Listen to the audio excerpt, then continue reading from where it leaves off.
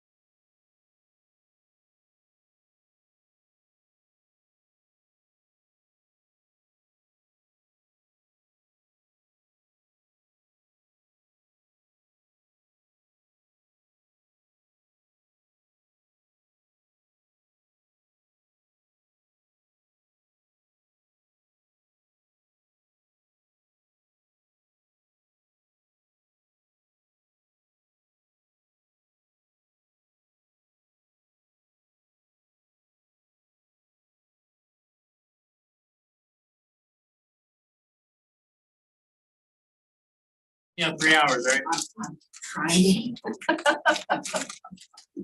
Pressure right in there.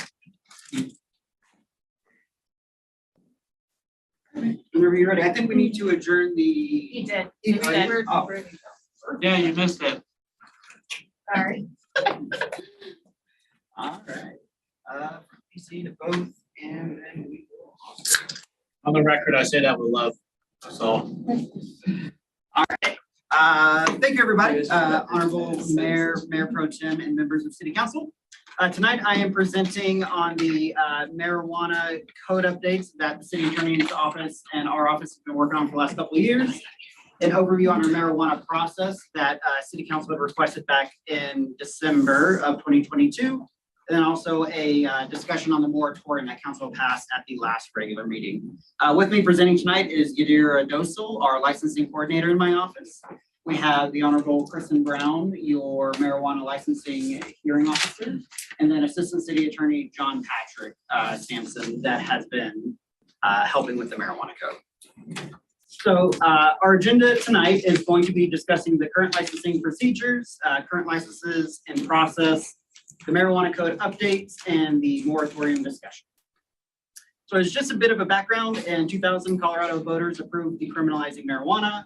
And then since then, various actions have happened either at the state or the local level, such as in 2010, whenever the medical marijuana code was updated to create both the state licensing scheme and also the local control for local municipality licensing schemes.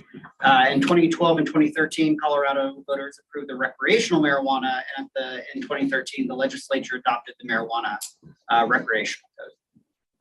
In 2012, the Commerce City LDC municipal code were amended to allow medical businesses, primary caregivers, and establish the local licensing program. In 2013 through 2014, the City Council enacted a moratorium on recreational retail businesses. And then in 2015, the City Council lifted the moratorium in creating the licensing structure and the land use regulations for recreational marijuana.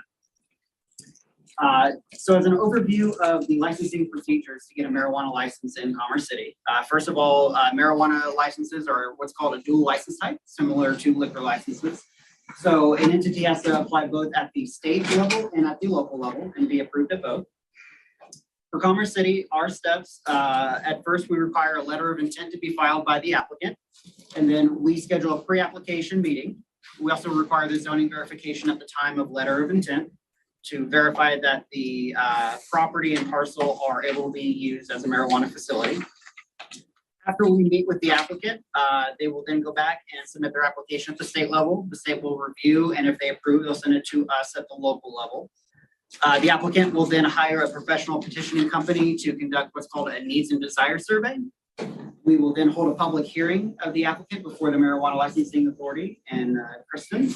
If the license is approved with conditions, or the hearing is continued, the licensee will then be required to go through a series of inspections by building, fire, water, neighborhood services, and the police department.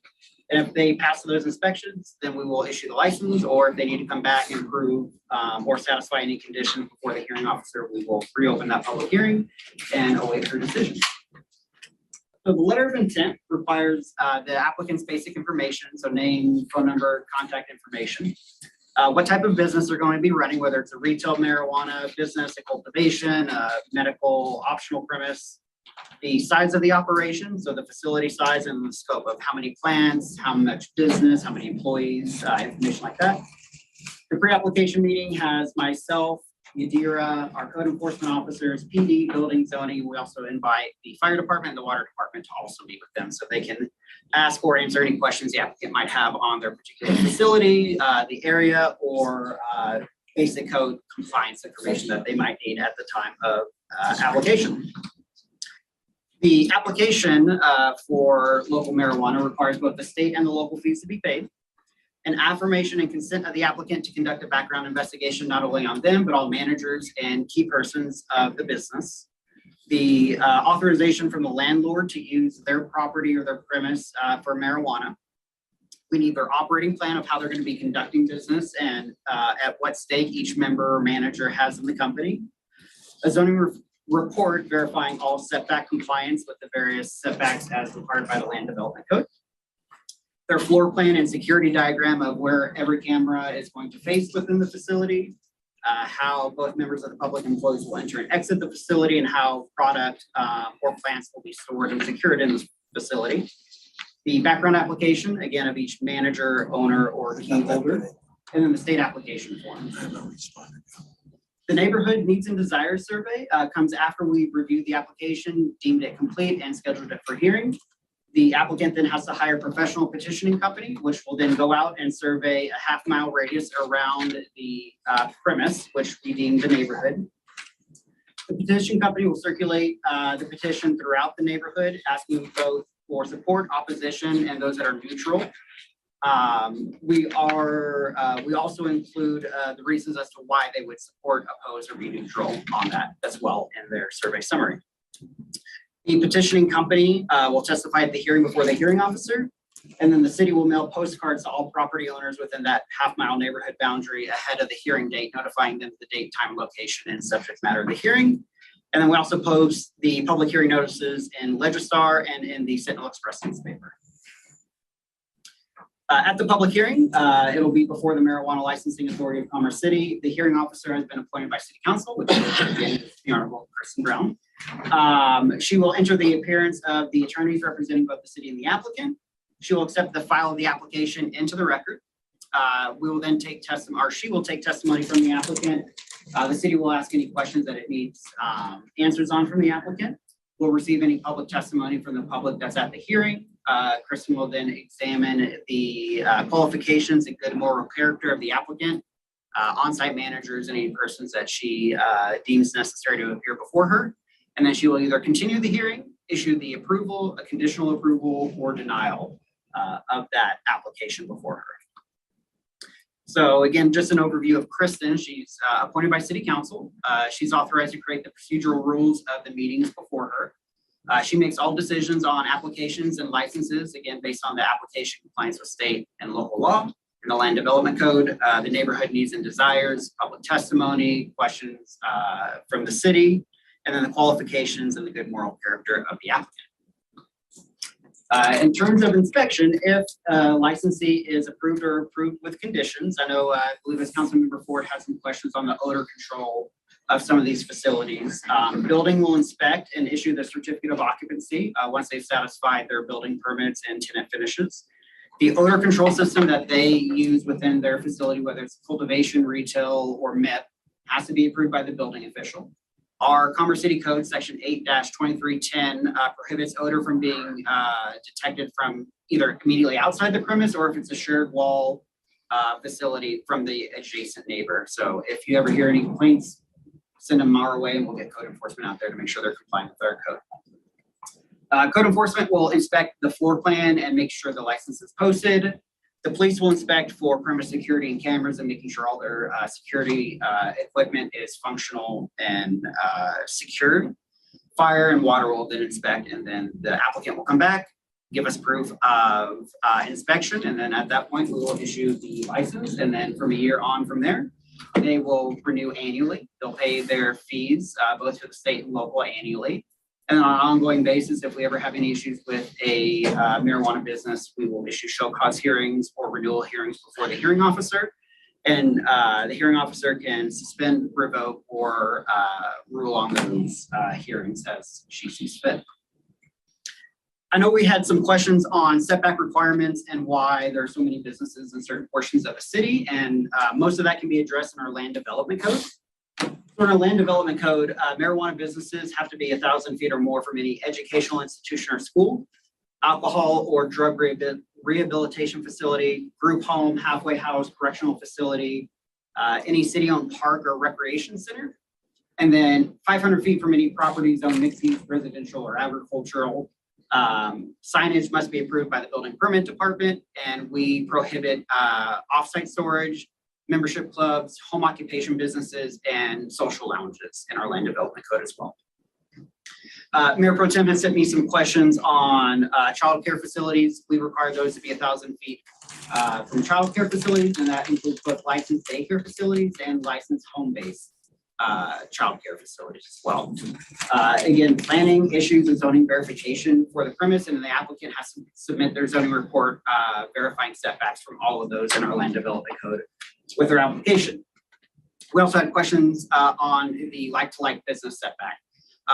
So because there's nothing in the land development code for setbacks for like-to-like businesses, if council wanted to pursue that, we would just need to amend the LDC to whatever council deems necessary for that like-to-like setback. I tried to go back through the study sessions whenever this was discussed on the LDC for the marijuana businesses when retail was authorized. I couldn't find any notes on as to why that decision was made. I would assume that if the city was going to allow it, they would prefer at the time like-to-like businesses to be in similar parts of the city rather than parsed out. But if that's not something that's attractive to council now, a setback for like-to-like businesses would be the appropriate way to handle that. So an overview of licenses. We currently have 42 active or conditionally approved licenses. We have 11 retail products manufacturers, 9 retail cultivations, 12 stores, 5 medical product manufacturers, 3 medical stores, and 2 medical optional premise cultivations. There are 32 licenses in Ward 1, 8 in Ward 2, and 2 in Ward 3.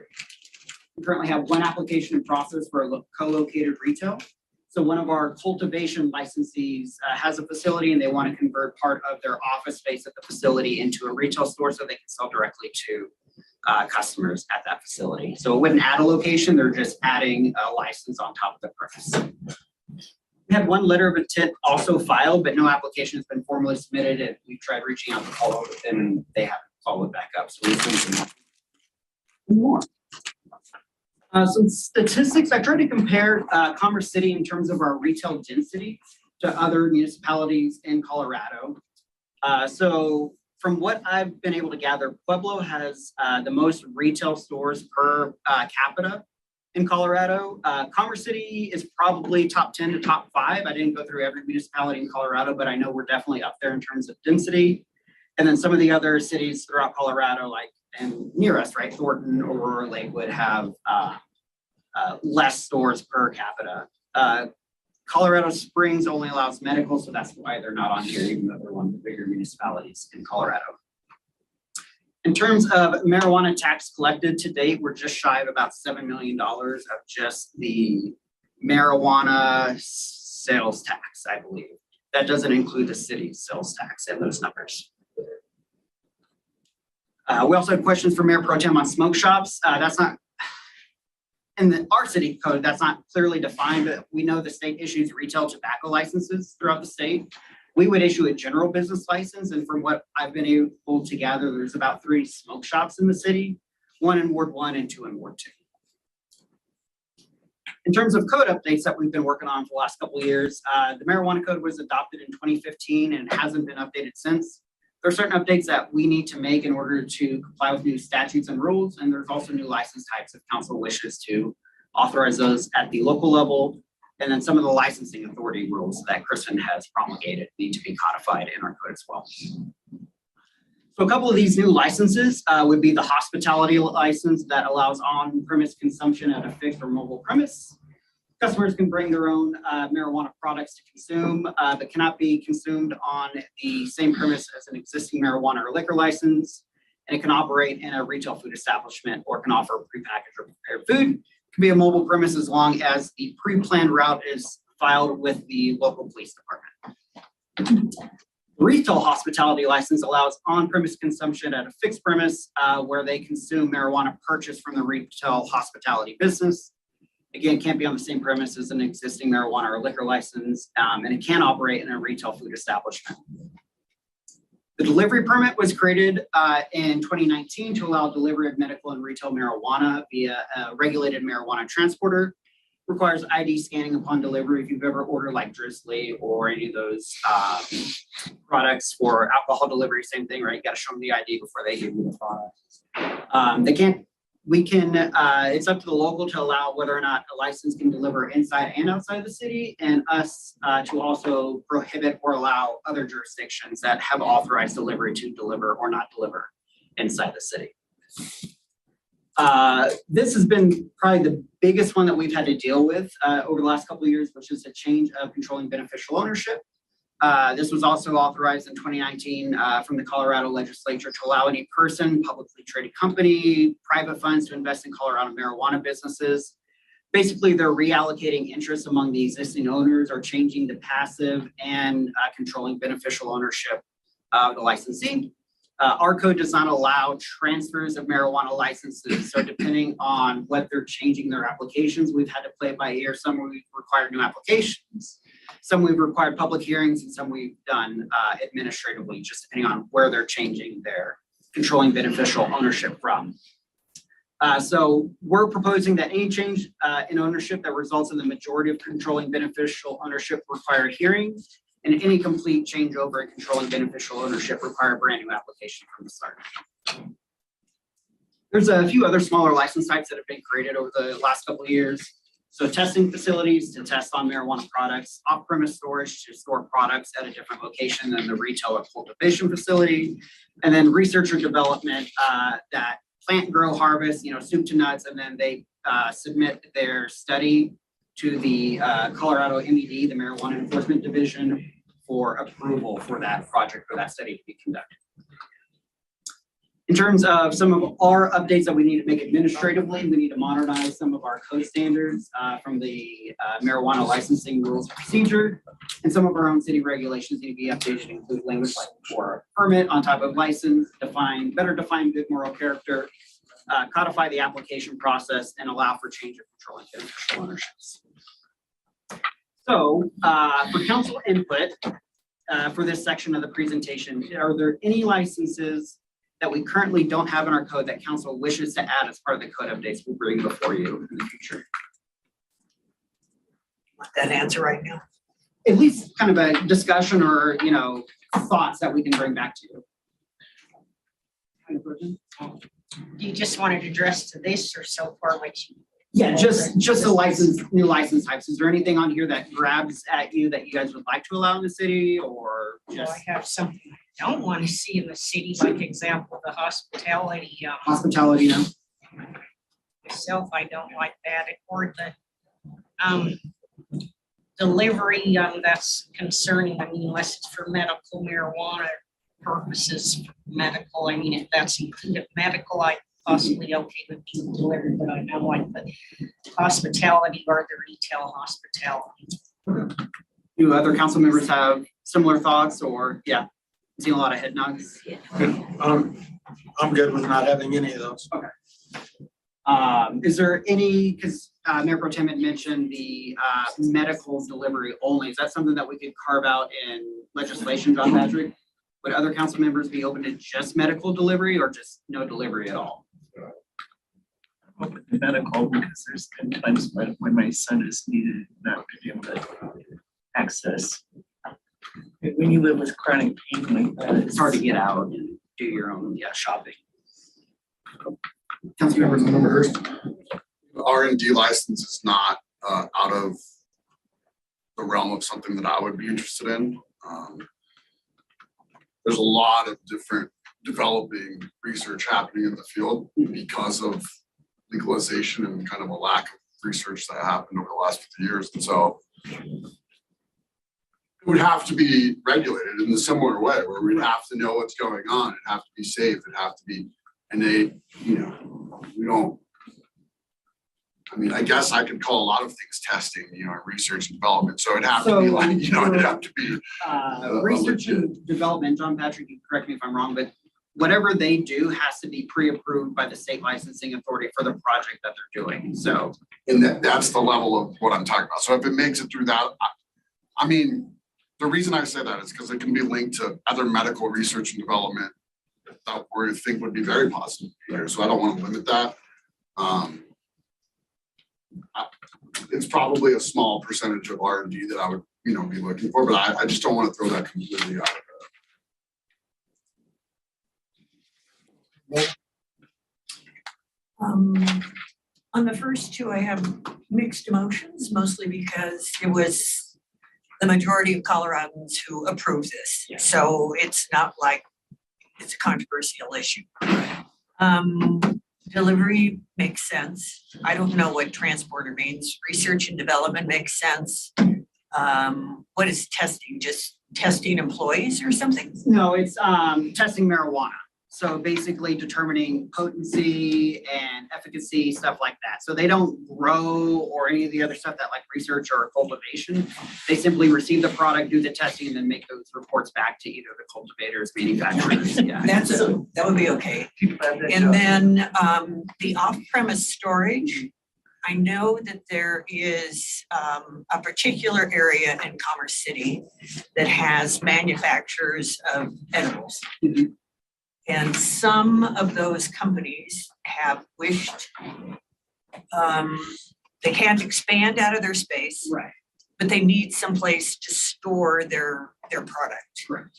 And I think that's reasonable if we put in, security requirements, the same security requirements we would use for any other, like alcohol or whatever. Exactly.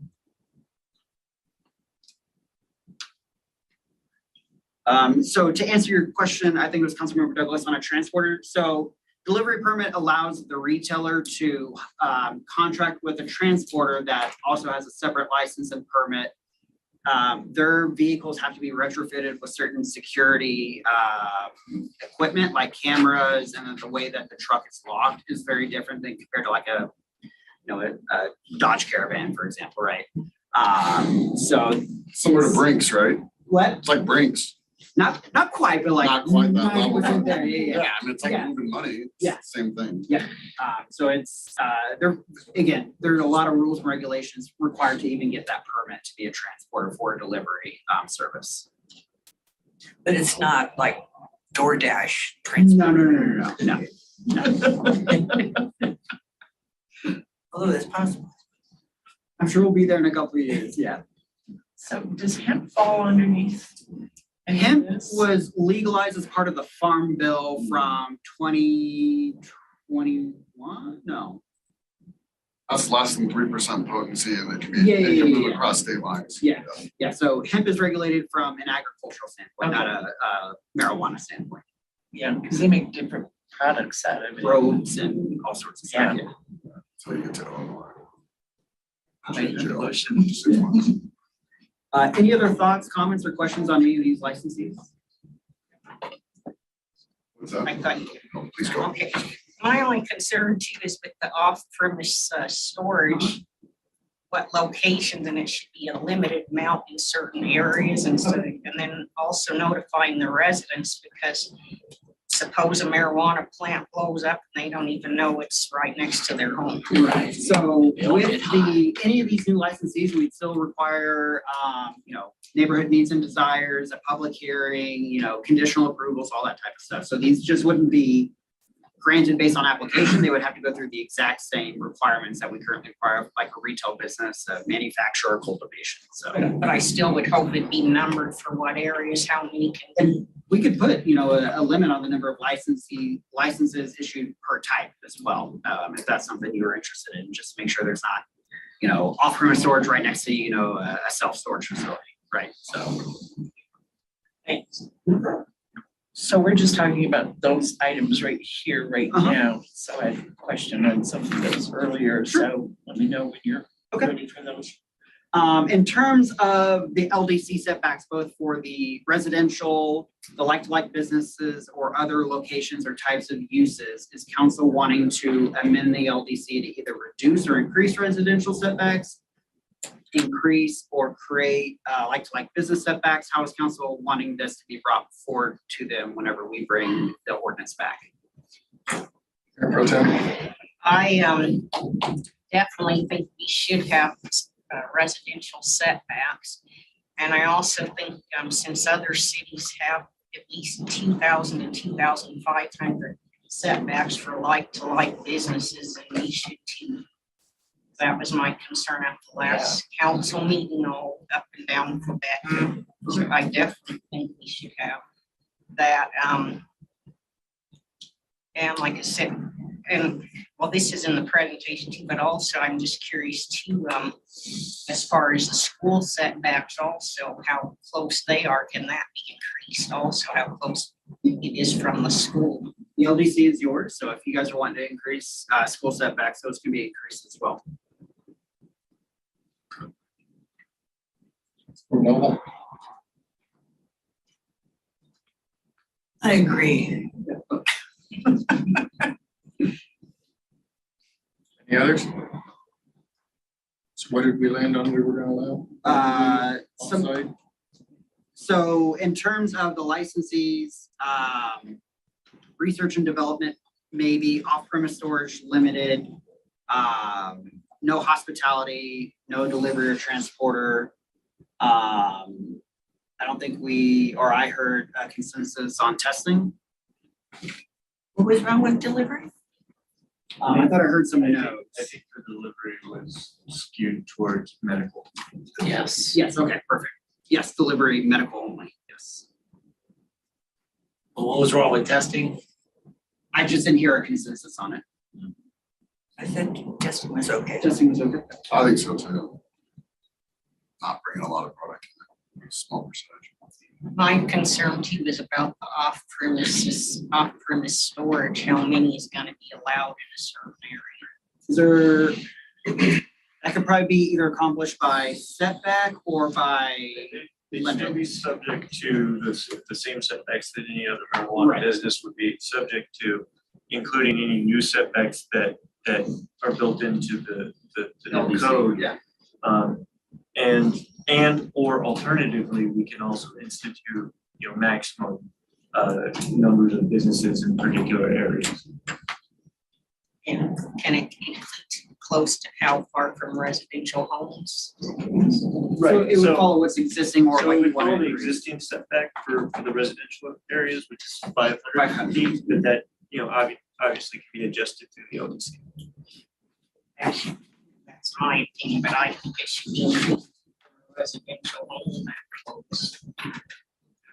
There be a maximum number of square feet that it could occupy or not? That becomes more difficult because it could be done that way, yes. But it becomes more difficult in trying to judge what the appropriate square footage to limit things to versus what the business community would be looking to use this particular permit for. Right. Councilmember Ford. On the off-premise storage, my opinion would be to make that in industrial zoned areas, and then you would avoid the residential conflict anyway. Yeah, has to be. Yeah. Put it in industrial, just like the marijuana infused products manufacturers. Right. In terms of the setback, I'm hearing 2,000 to 2,500 feet from residential and an increase from 500. Like to like. Like to like. I'm sorry. So that's about half a mile or so, a third to half a mile. Yeah.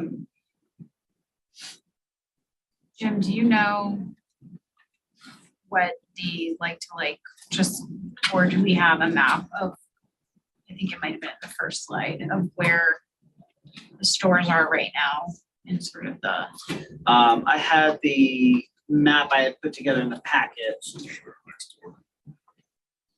You got liquor licenses. You got parks of sound law, never mind.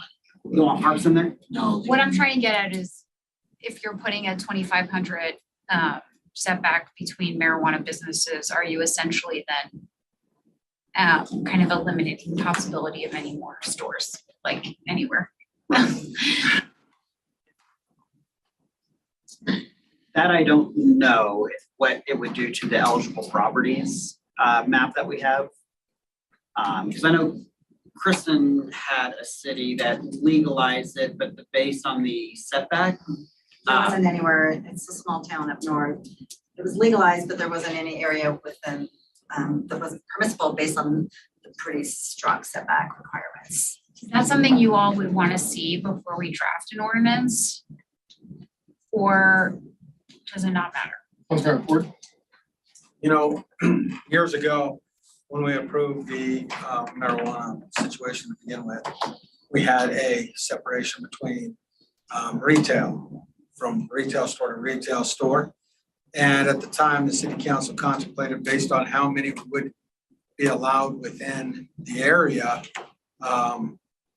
based on what our setbacks were to help limit having the green mile or whatever you want to call it within our community. And I fought to keep that in place. However, the council at the time lifted that retail to retail setback to afford a business live well that ended up going in. And David Sochi and that whole process. And it was, I just hated how that went down. But honestly, I think reinstating those setbacks that we had in place would do exactly what I believe we're trying to get to, which is limit how many could be in one particular part of the community. Does anyone recall what the setback was? I can go back and look at the supplement. What year was that, Councilmember Ford? Do you It was remember? probably in 2016, 2016, I think is probably when it was lifted. But it was 2015, 2016 timeframe. Yeah, I think it was with the 2015 where they initiated the local control requirements and then the LDC was in there and then they amended the LDC. We had the setback in place and it was based on a lot of data that the staff had done. And then the council lifted it to a 0 setback between stores, which ultimately created exactly what we knew it would create along. Thank you.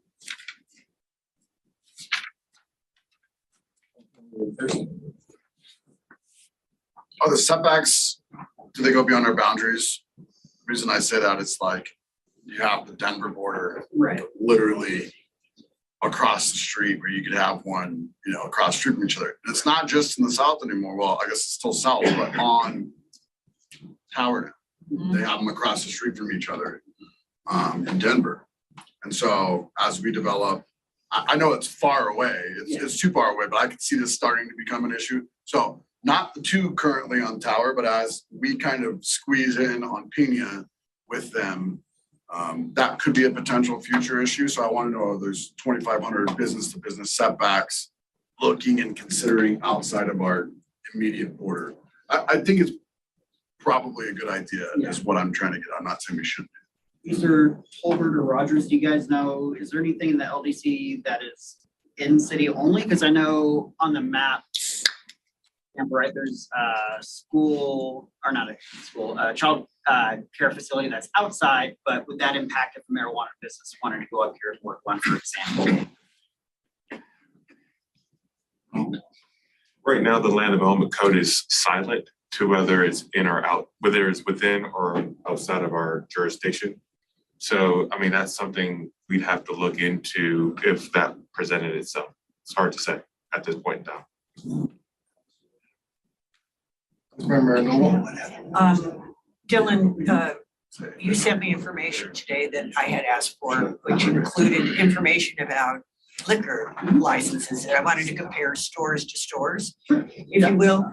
And there is a greater setback for liquor stores than there is for marijuana stores. You wrote, let me see here.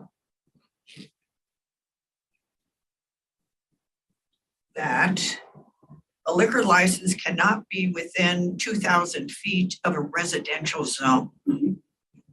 How did we get to 500 feet for marijuana?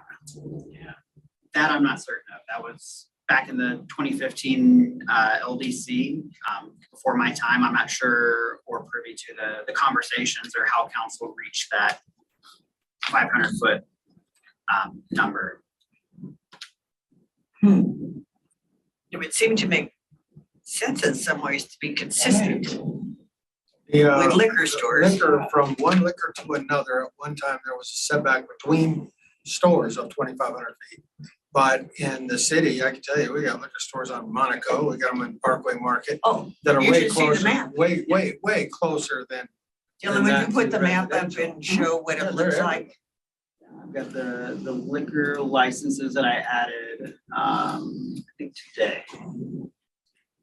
There is a section that allows liquor stores to be closer with a conditional use permit, but I'm not That's sure. not it. Yeah.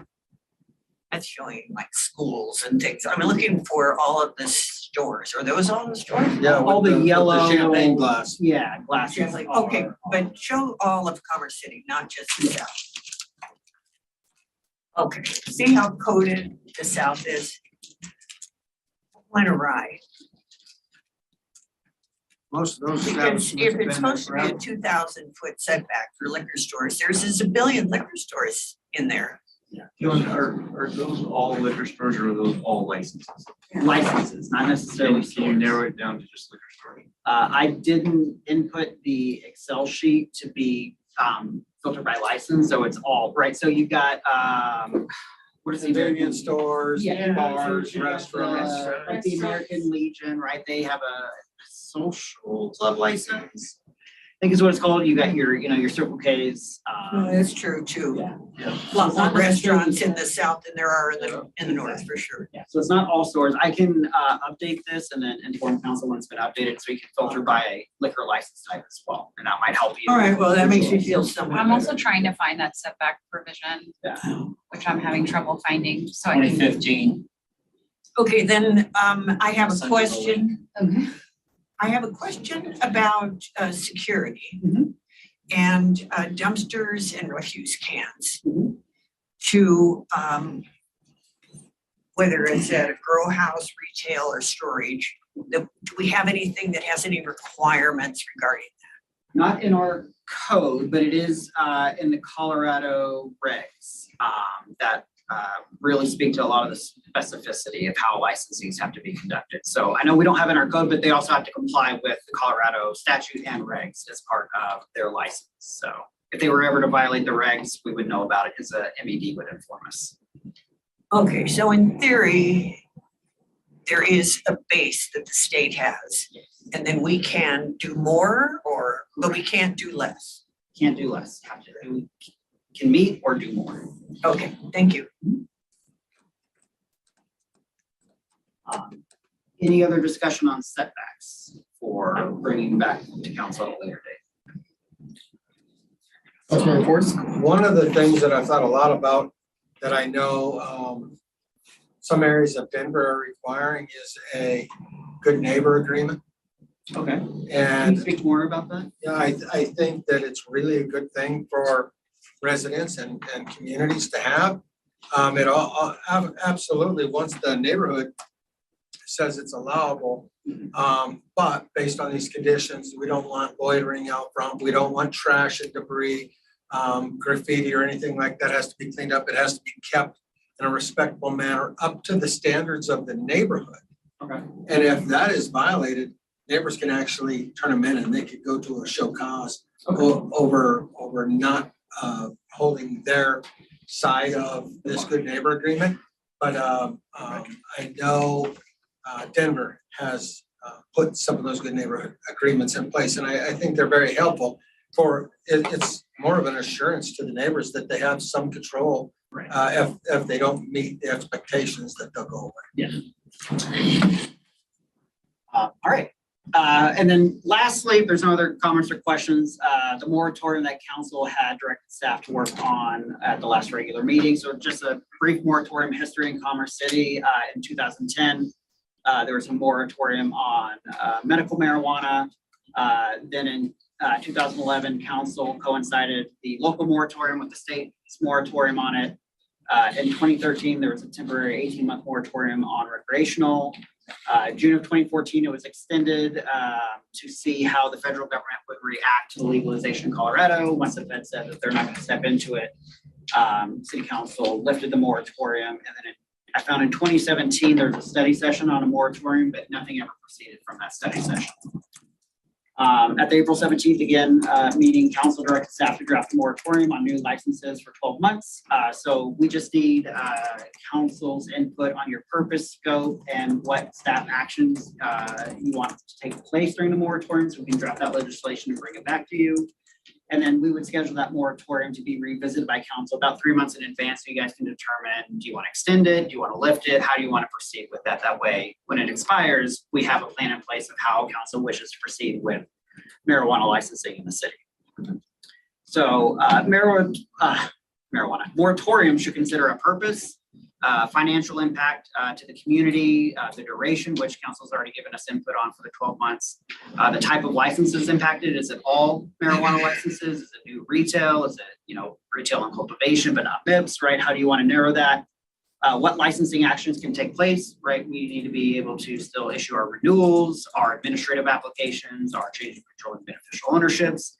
Is there any staff action, research, or anything that you want brought back to you whenever this moratorium is close to expiring that will help you make an informed decision on whether to continue, lift, or how you want to proceed forward? So anything you all want to throw at us to help really draft a solid moratorium to bring back before you will help us out tonight. Or Mayor Pro Tem? One thing that I would really like to see is before it's up, before the time is up, that we make sure we address how we, well, we're not faced with all of a sudden we gotta lift it. So I want enough time drafted before we have to renew it or before it's lifted. And then I also would like more updated information before it's lifted, how many more is allowed in wards 1 and 2. And I want to make sure, like, if there is more property still available, is these new LDC setbacks going to be enforced? And for the type of licenses, I mean, especially in wards 1 and 2, I think it should be limited with different, less. He gave us the map of how many more properties are still allowed, but I would like to, if possible, the properties, not so many, if it's lifted, that are allowed to continue doing that.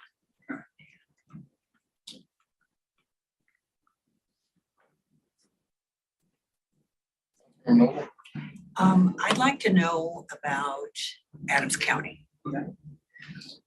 We have quite a mess when it comes to our boundaries and Adams County property that's within Commerce City. So how does that impact all of this? And what are their laws regarding setbacks, like to like, et cetera? Because you might be able to go right across the border and say that there's a million there. Right. Or DuPont might have a bunch of marijuana stores when it's right smack in Commerce City, for example. Since they're the county, they would have their own licensing authority, Right. County licenses and unincorporated. In terms of what they require in terms of setbacks and like businesses, I can get that information back to council. I'm not sure, I can't remember it off the top of my head. That would be good because it would be impactful. Thank you. Yep, thank you. Any others? Thanks, sir. It's time. I just have, Oh, go ahead, sir. with respect to the moratorium, it would help for the record, in drafting the resolution to understand the concerns behind, having kind of the proliferation of stores and sort of what kinds of complaints are coming forward. To just kind of get a good record for the moratorium, sort of what is the city council looking to address specifically? Well, I think, and I don't have my motion in front of me, but it's, one concern is like, it's addressed, they're appearing in marginally low income areas in this period in wards 1 and 2. So I don't have my paper in front of me, but I can get you all of that. Those are some of my concerns. They're so close to schools, residential areas, so many are appearing in just wards 1 and 2. So a lot of that can be addressed through kind of these amendments that we're talking about with respect to the LDC, and that's sort of a result of the zoning laws in the city and the uses permitted by that.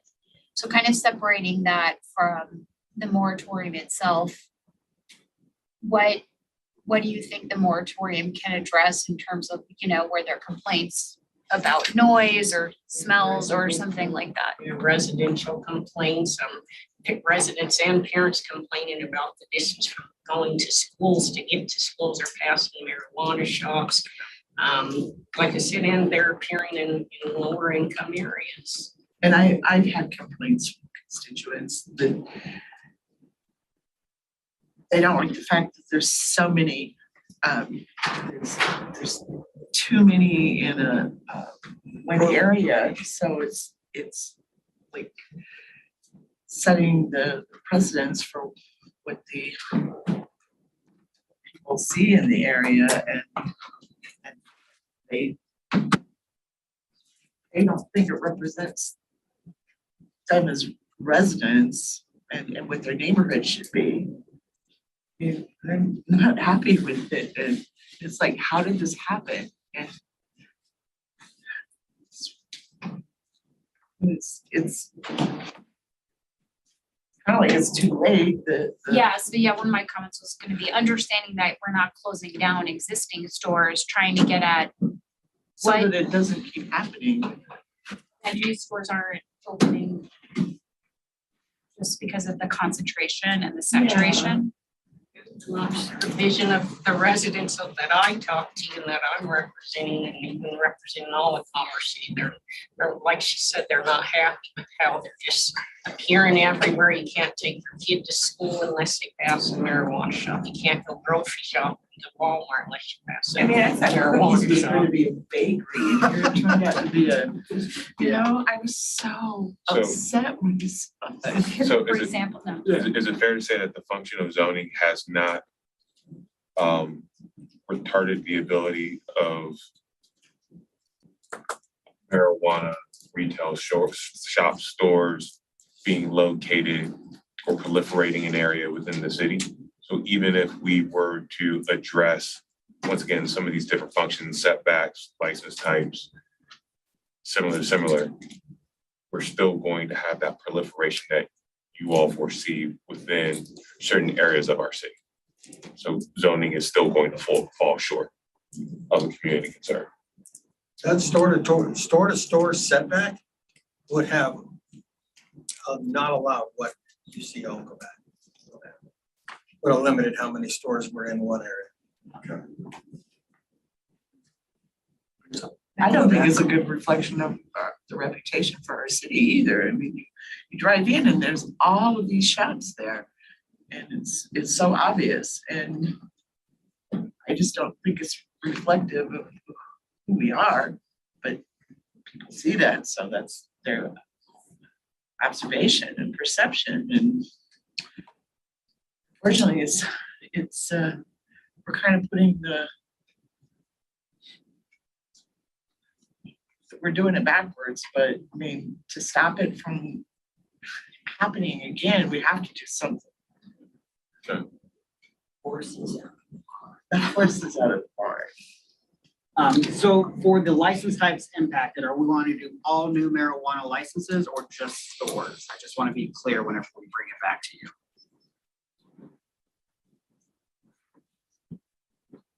Retail. My opinion is it's the retail licenses that have gotten out of control because they're the one license that does not have a setback associated with it because it was lifted.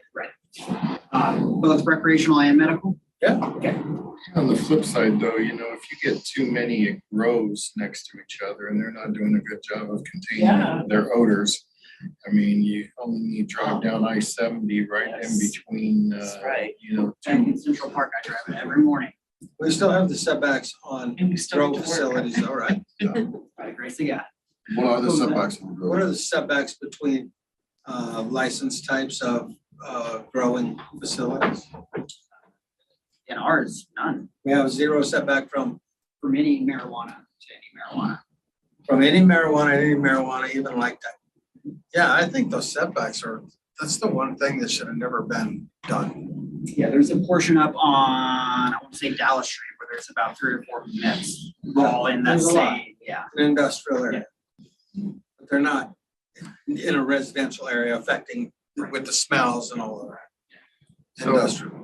If we did every type of marijuana business for this moratorium, then we're kind of contradicting ourselves because we're talking about allowing off-site premises storage. So then where are they gonna do off-site storage in the city? So I struggle with, We can still have the What- regulations in place, it's just we're not issuing those licenses until or if the moratorium would be lifted. but what is the desired outcome of said moratorium? To give us time to make changes to our LDC? Is it to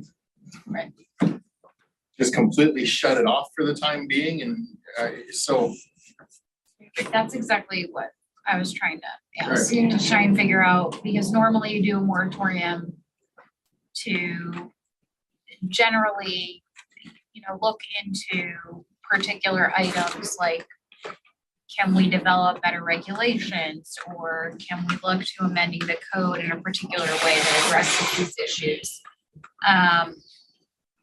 So, yeah, usually there's a similar purpose like that, and it's not just a, We're talking about a comprehensive LDC update that is going to change allowable license types, allowable land use, building use, things of that nature.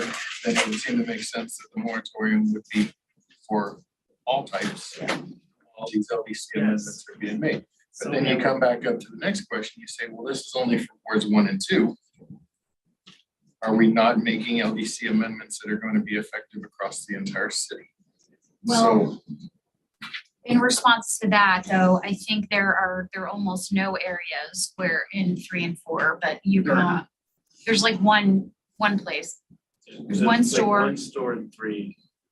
There's a store in 3, it's Ty Web, that is in Mountain View. They have both a retail and a medical cultivation, but that's it. And that's just because of the boundary change with redistricting. These were formerly in one. But use-wise, do you know, Yeah.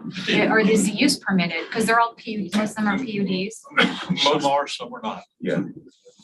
And we haven't, it would take weeks to research which PUDs are and which are not. We've got 2 active inquiries right now in Ward 4, I think, that people are talking to us about them. So But What do you mean, marijuana stores? marijuana stores, but those may also still require some form of zone change. but yeah, we just hadn't analyzed all the PUDs yet. So we don't know if the PUDs allow marijuana or not. Right. Okay. It would seem, oh, sorry. It would seem that, to be fair, moratorium should be citywide because we're trying to do an assessment of our rules and how they have impacted Commerce City. We need to reflect back on the past 8 years since this went into effect. I think that's really the purpose of this. Yeah, I don't think that it's as drastic as that because the way the north was zoned with all these PUDs and not allowing use and everything, it's been completely separate from what's been done in the south. And because you don't have the PUDs, that's why these LDC amendments need to be done on those types of stores. So I don't see it as necessary to be the entire city versus just wards 1 and 2. I think if a couple stores opened up in the north, if they found a spot, that probably wouldn't be too objectionable. But I don't know. There was interest in an application on 120th. And stopping it had nothing to do with the PUD. It had to do with the fact that it was within 500 feet of homes. That was the only thing that stopped it. So it's not necessarily a PUD issue in the north. It's just, it's not like there's nowhere to go in Commerce City to buy marijuana of any type. So I don't see the problem in waiting until this is accomplished, as Jennifer as the Mayor Pro Tem is seeking. Other thoughts, council? Can I give direction? So also to clarify, the motion from the Mayor Pro Tem was a moratorium for 12 months on retail only, I believe, in Ward 1 and 2. So if you all are wanting to expand that, we can come back with a resolution that's more expansive as long as it includes that. But it's not clear that, Councilmember Douglas. Mayor Pro Tem, would you like to give us direction on that? I mean, I didn't think about all the other things that were presented here tonight. But I believe that we want to show our constituents in Ward 1 and 2 that we want to give them the respect that they deserve. And so with this, to me, it's more that we're making a statement about that with this moratorium. So would you like to give more direction on that? Like I said, the motion I made was for specifically, wards 1 and 2, you know, because it's been brought up, they don't have these issues yet in the north, but there's a possibility, so I believe if you could, you know, it's up to how you guys feel, but it is a serious problem, like you said, and until we have like all these setbacks, et cetera, it needs to be enforcing it after that year, by that year mark, it hasn't changed, and if someone possibly, you know, it may be a different council, but I'm hoping that council will make a moratorium to get rid of it, get rid of them, period, because it is totally out of control in wards 1 and 2, and, you know, if someone wants to go in and ask, city attorney to add all of Commerce City, you know, but I don't really see it as a problem, because like I said, you guys already, that area, the north already has the setbacks, et cetera, and the residents in the south are pretty upset with it. So even after the year, nothing has changed, and I hope if there's a new council, this moratorium will still continue on until we see changes. So do you want to see more than just the retail with the other things that were presented tonight? Well, I think that includes duration, type of licenses, like I said, specifically for sure retail, and the, to include, like the mayor said, about the distance of the storage areas as well. That should be included also, how close they are, where they're storing it. That's storage, you know. So we currently don't allow off-premise storage. No, I mean, like where he was saying, like how the close areas and where they're even supplying it or making it. Cultivation and, yeah. Okay.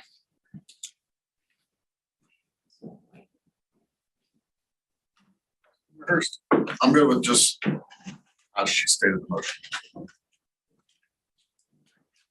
That's what we need. Me too. Sorry, also, do you all think it makes sense to continue working on the updates alongside this potential resolution for moratorium as well? Because there are a couple of items we kind of need to get in the code. There's some administrative things we have to clean up in code. Yeah, like the first. beneficial owner issue. So even aside from the additional license types, if we don't get the beneficial ownership in the code, that'll still have confusion. My personal take of the conversation is I think that's critical, that we continue to update LDCs simultaneously to this. And I don't think we ever get out of the mess if we don't. So I think that's your justification for a moratorium. And then as we come out with the LDC updates, we'll work through the appropriate stakeholder processes and hear from everybody and come out with better LDCs on the back end. And then we'll decide if the moratorium comes in. Okay, so we're gonna work on the marijuana code updates and LDC updates at the same time. Mayor Pro Tem? Thank you, Mary. I don't know, Dylan, if this is a question for you or a question for staff, but another concern for all of Commerce City is like, for example, Rose Hill and Victory Prep, do you know example how many feet that is from those marijuana dispensaries? Because I would like myself more information. Who checks with the city staff the distances from those two schools to the marijuana dispensaries? And where is it posted to the public? Because I got a lot of complaints, you know. You said there's an outside company that does the surveys and notifications. I've never heard anybody getting one. Yeah, so in your packet, I went back and tried to find as many of those survey summaries as I could for each licensee. So they'll tell you the date that they petitioned, how many businesses, how many residents, what the favor, opposed, and neutral were. And that's submitted as part of the public hearing that goes before the hearing officer. We mail out, I should have brought one with me. We just had a couple return. We mail out whenever we have a public hearing, everybody, we run the mailing list of that half-mile neighborhood boundary. We mail out like bright yellow postcards saying public hearing on new marijuana license or new cultivation license to them as well. Now, City they owns often look like, they can sometimes look like those, junk mailer cards, so I wouldn't fault anybody, and there's probably a better way for us So to. the city sends it or the. Nope, we send it, yep, Because so, like I said, I've never. yeah, just, Reverse setbacks. So let's say a preschool wants to move into a space, but there is a marijuana store within 200 feet. Do you allow that preschool to move in because since there's already a marijuana store there? that would be a question for planning, that I'm not certain of, but I know also in 2021, the state took away our ability to license local daycares. With the daycare shortage that was going on. So all we can do is verify that this premise is zoned for what the daycare should be. But other than that, we don't issue a general business license. We don't do inspections, anything like that, because there's such a shortage during COVID of at-home childcare. The state took away a lot of our licensing ability You there. probably do reverse setbacks, because if a parent puts their child in a preschool, not realizing that there is a marijuana store nearby, then there will wind up being complaints. That's a good point. Mayor Pro Tem? I'm sorry, Dylan, but I still didn't get my first question answered. Like Rose Hill and Victory Prep, how many feet is that from the marijuana location, and who in the city checks that? So we issue a zoning verification report with their letter of intent, and then the applicant also submits a zoning report with their application showing all of the different setback requirements in the LDC within their distances along with their application. So they prove that setback requirement with their application, but. And is it from the property line of the school to the property line of the marijuana shop? I want to say it's front door to front door. It's the physical building. Yeah. Not seeing it on here. I might have to log in with mine, but there's a way for me to measure, and I can use, work with GIS on verifying. So it's Rose Hill and Victory Prep along. Any last minute questions, comments, or concerns? Fantastic. Thank you all very much, and we'll come back before you shortly with that action. Thank you.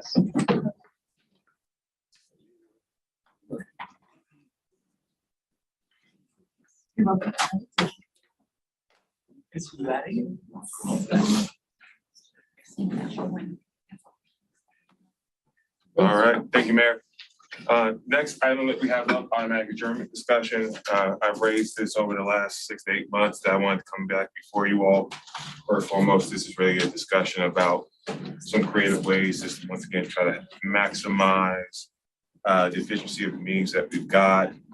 And thinking about some creative ways of how to be able to approach what has been some of the direction that you all have asked us to go forward and looking at with our meetings. So with that, you all may be familiar that back in 2020, we had, as a body, initiated a 4.5-hour cap limit.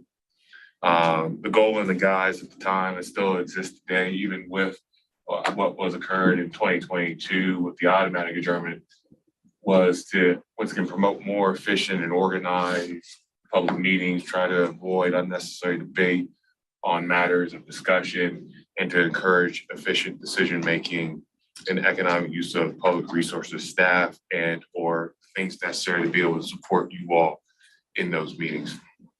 Now that's dating back from 2020. This chart that you see here is just a couple of snippets or information for the last 4 years since we've had that cap limit in place. And what I want to be able to call, obviously you see the average time that we've gone over or under an estimate that we provide for all of our agendas. But I do want to call out the final column of average time. Back in 2020, we were averaging in and around 2 hours and 53 minutes to be able to get through an agenda. In 2022, and as of this year, we're averaging somewhere between 4 hours and 7 minutes to 4 hours and 16 minutes to get through an agenda. Now, the assumption could easily be made that, right, we've got controversial items, or we have added, significant amount of items since that time period to our agendas over the course of that 4 years. Staff makes a concerted effort that when we're looking at controversial items, or items that have complex topics or discussions around that we don't stack them on one agenda. So we try to limit that to 1 or 2 items on the agenda when we're dealing with those that we know are gonna pull out a significant population of our community, or is gonna once again have a rather robust discussion between staff, council, and or the applicant, or depending upon who is presenting on that matter. Why is that important? When you look at 2020, you look at 2023, our 2 bookends of this discussion, we relatively have the same amount of applications that were on the agenda. 21 in 2020, 26 in 2023. But when you look at 2021 and 2022 and 2022, we had on average about 18 items on our agenda. That was also our highest period of time in which we've had our average meeting length. Now, once again, we have had some discussions that have been rather robust and some that are complex. But all that this shows to us is that when we think about that 4.5 hour cap limit, we think about that automatic adjournment, it's not necessarily getting to the desire that council acted upon with putting that in place, right? You wanted shorter meetings, you wanted more concise meetings, you wanted to be able to have concise debate and discussion. We are going in the opposite direction based off how we've been able to work through some of these matters. Now, this is based on our assessment of that. Like I said, from 2020 to 2023, our mean length has gone up 40% in time. When we've talked about number of items that have gone over our estimates, and these are estimates that we work with our different departments on looking at their presentations, how long they think their presentations are going to be, the level of community concern that we have or the comments that we've received. And we put that into our spreadsheet that gets attached to the end of your agendas that you all now receive. In 2020, we had in 2022, we had 35 went over the average time of our meetings. In 2020, we only went over that average time 3 times. Pandemic. And I wasn't on council. Yeah, that was COVID. That was so different. I'd say my number one concern has always been, we're 16, like, at least in my case, I'll just speak for myself because I was gonna, but 17 hours in my day at 4.5 hours into the meeting. So like the quality of my decision-making, my thought processing just starts to fail. You can see us all eating snacks and everything, and a lot of us aren't hungry. We're just trying to stay awake. And so it's like, I mean, that's serious. That's exactly where I'm at. It's like, I'm trying to, find that energy to power through. So the 4.5 hour thing for me was really like, that's when like credibility of my decision-making is gone, is after that. And so I don't know what the resolution is there, but it's like anybody watching at home, we're asking quite a bit to stay up past 10:30, even on important items, and so are we serving our constituents at that point too? So I'm not saying I agree. I mean, the numbers are pretty apparent. You can feel them too. But it wasn't necessarily to make me go home sooner. It was like, we start arguing in circles the later it gets. If we're arguing about something, it's because we're just tired. That's my personal opinion, is that we're just tired. I wake up at 6 on Monday, and now we start meeting 12 hours later, and then you go 4.5, 5 hours into that, and it starts to wear. I thought I saw another hand up. Okay. That's all, that's good. That's good information to understand. It helps me, because one of the things that I will admit I struggle with, and Dylan can attest this, and my staff around the table, is that we spend an inordinate amount of time trying to figure out how to stitch together an agenda. If you look at it, we've got 26 plus items on May 1st, and we got another 26 plus on May 15th. And that's a lot of work that we've got to get done. And if you look at the time estimate, we're pushing on 10:55, we're pushing on 11. Now, technically, I shouldn't be bringing you an agenda over 10:30. But at the same time, I've got work I got to get done. We've got an inordinate amount of work that we have to be done. There's items that I work consistently with the city attorney's office and my other staff that we can't get scheduled until June and July because, right, we start running up on that on that automatic adjournment. So I know you pitched like just regular meetings every Monday.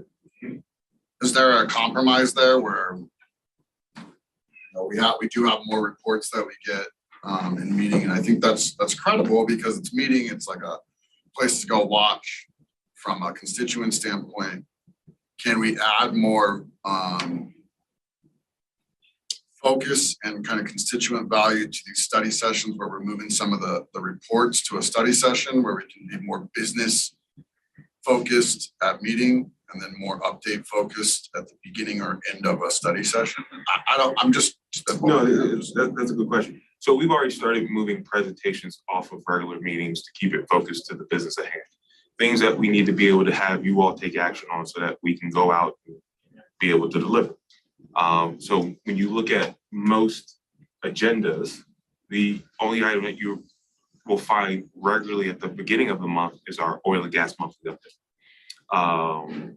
Other presentations that are more just seeking consensus and or policy guidance or direction, we can get in these type of forums so that we can then go back and work on the technical delivery. So when we started thinking about that, all right, we're prioritizing our agendas like what you see with that number system to convey, right, we have to get it done on this meeting or we're going to run afoul of a state mandate or a certain regulatory requirement or need to be able to maintain our operations. So, right, we're starting to figure that out on our side and we're starting to push presentations off. We continue to think about, I won't even call these recommendations, the more ideas of just, once again, where do we go from here? Because I would only begin to share with you, I think our agendas are going to get that much fuller than what we have today, based off of the things that we have in our parking lots that we've been asked to address and that are coming up through the community that we need to address just with the evolution of our operations.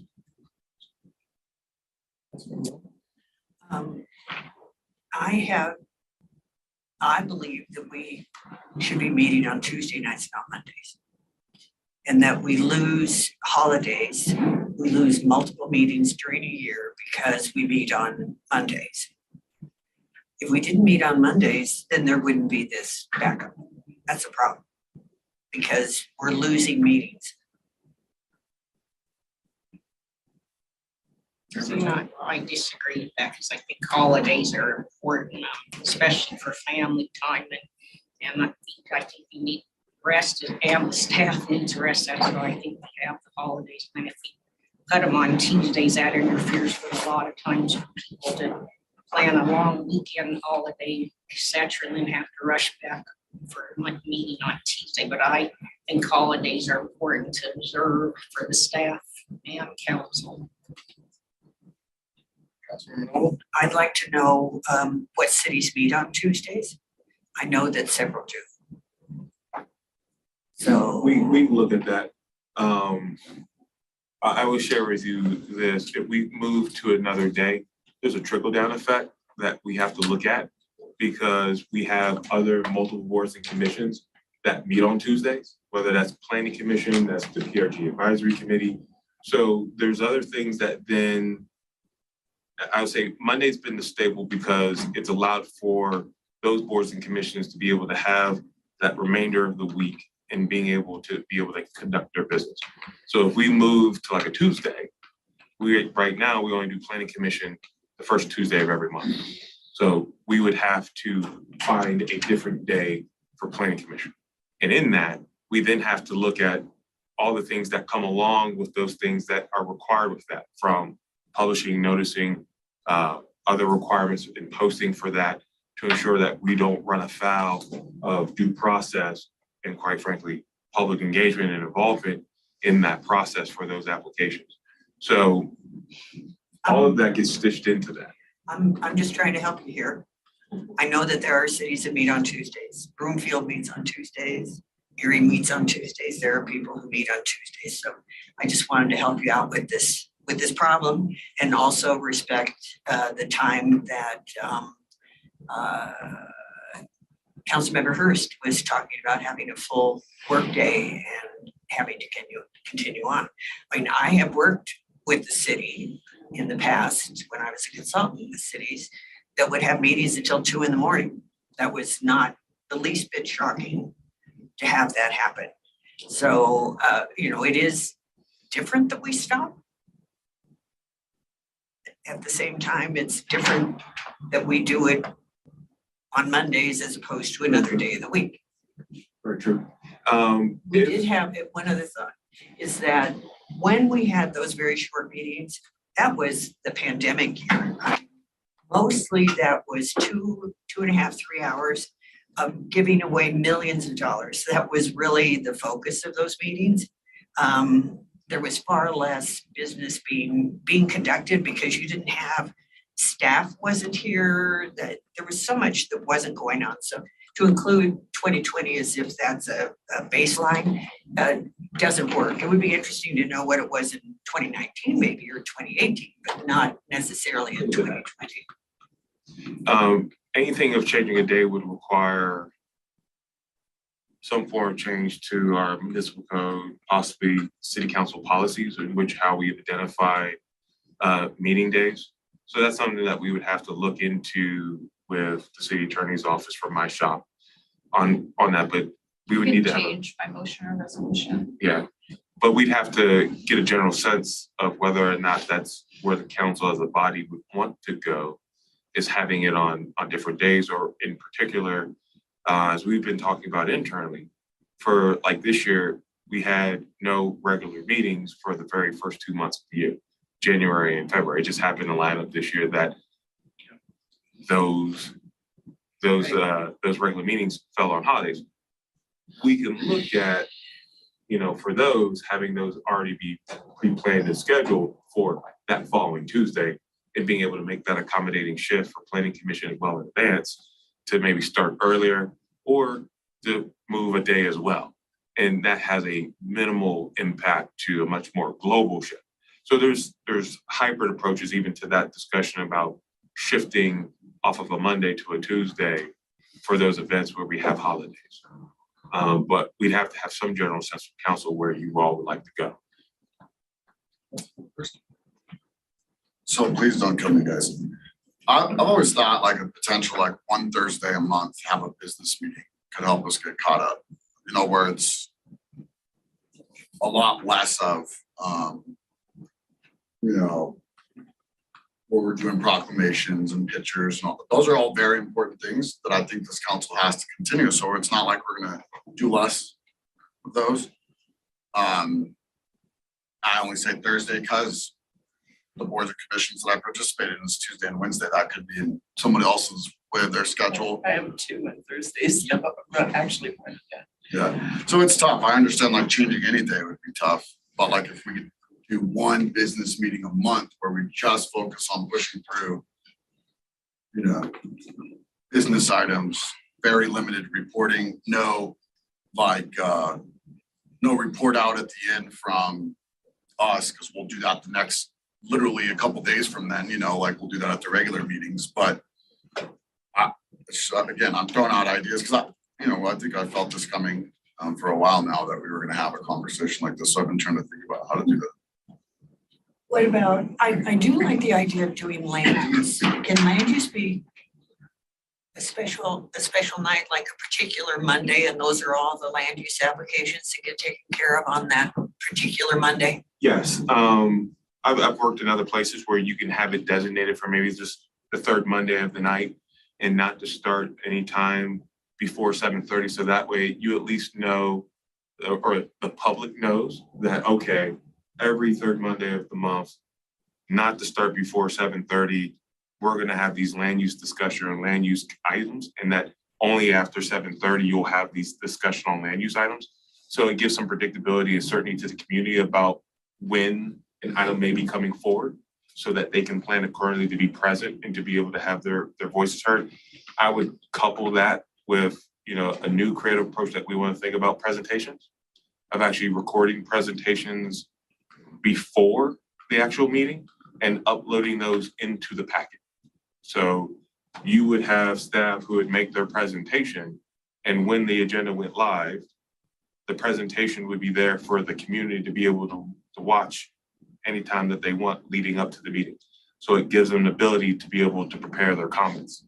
and to be able to be ready to share their concerns or issues on the information that they heard from staff beforehand.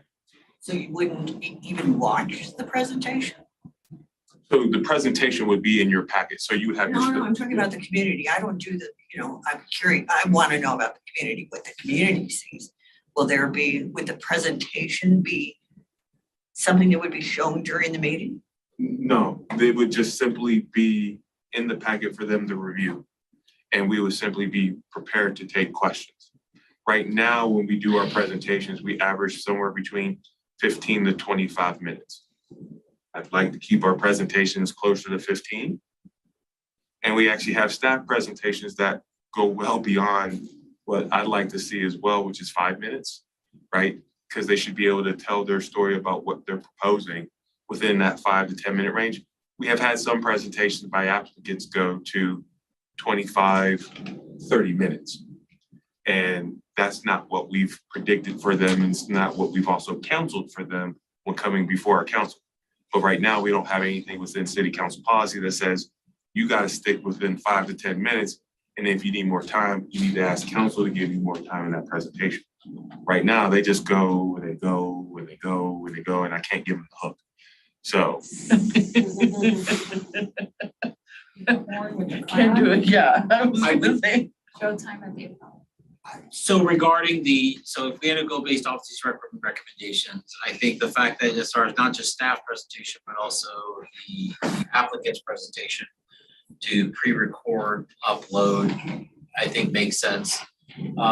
Because then, of course, like you said, it saves between that 25 to, say 20 to 30 minute time period, which would be both staff and the applicant actually, providing that. In addition to that, by the time we get to the point where we call that case up, wherever the case is, we should be able to automatically go questions. The reason why I'll say I like the staff presentations being recorded, there's times where we've had residents who show up just a hair bit late from hearing the presentation when it's being recorded or live, and they're not necessarily getting all the relative information. By having a presentation recorded up front, put into the packet of agenda that's going live on Wednesdays now, they've got a chance to be able to review that whenever they get home on a Thursday, Friday, over the weekend, prepare the questions and still be able to participate, submit their questions to staff that need to be addressed or included into the public record. So part of this is once again a different level of accessibility that, yeah, it's a little bit different than what you find what other municipalities do. But as you start to think about the trends of what people are doing more online, how do we get to them sooner with that information about those presentations? When you think about our presentations, they're very technical. And if you look at them on the slide, you need that person to be able to kind of walk you through it. Just to Councilmember Kim, sorry, your prior comment about the applicant, I would have to look into the legal implications for due process and quasi judicial, because I'm not quite sure that would be. So what does that look like then, if you just do staff or whatever that presentation looks like? Hold on, what does that look like as far as like overall impact? Will we need to remove the automatic adjournment time? Do we need to No. switch? I mean, what are you thinking? The automatic adjournment limitation, that's an option, right? Like I said, you can easily just say, not easily, you could go through certain process to be able to remove the automatic adjournment that you have that was approved by ordinance in 2022. Everything else on there is once again additional ideas for us to try to create something comprehensive and keeping these meetings as concise and succinct, but informative for you all to be able to make a decision. And once again, to Councilmember Hurst's position, right? Not having the brain cells start to burn at the 4.5 hour mark and really trying to keep that focused for us all. So part of this is you can look at shifting to another day. We can look at doing pre-recorded meetings. We could look at shifting the start of the meeting. I would also say leveraging council policy 2E, where ask us questions before coming into the meeting so that we can be prepared and that we can respond. I mean, we have that council policies that we're supposed to be engaged in advance of public meetings. If you have questions, so that we can be prepared to respond to those questions. We'd also look at it from a risk perspective too. We're looking at trying to change the date, what is that risk? And there's also changing the way of how we look at our agendas. Your agendas right now in council policy have a very defined flow of how to handle items unless you make a motion to change that agenda. There are other ways that we've seen in municipalities that have changed their agendas to be more effective in the discussion of those items that come before it, that drive questions, so that you're able to hit those sooner and then have information or have those items that are more easier in an agenda on the backside. So there's, like I said, there's a number of different things that we can present. And these are some of the ideas that we on our side, as far as staff, have come up with that we think can help us try to meet that initial intent by the automatic journal. Councilmember Douglas. You've had your hand up for a very long time. So if those presentations were recorded, what would that look like? Would you like have music in the background of the person doing the presentation, or are they reading it, what's on the screen, or how does that, how would that look? So I would say take the presentation and the information that you received today, just being pre-recorded. So if you What does know, that mean? so for an example, when we had one of our land use cases on DOCA on April 7th, where we had staff make that presentation to the council at that night. That staff would simply go through that same, I would call it verbal script and So they presentation, would read it on the video. right? And We then would just that, listen to it.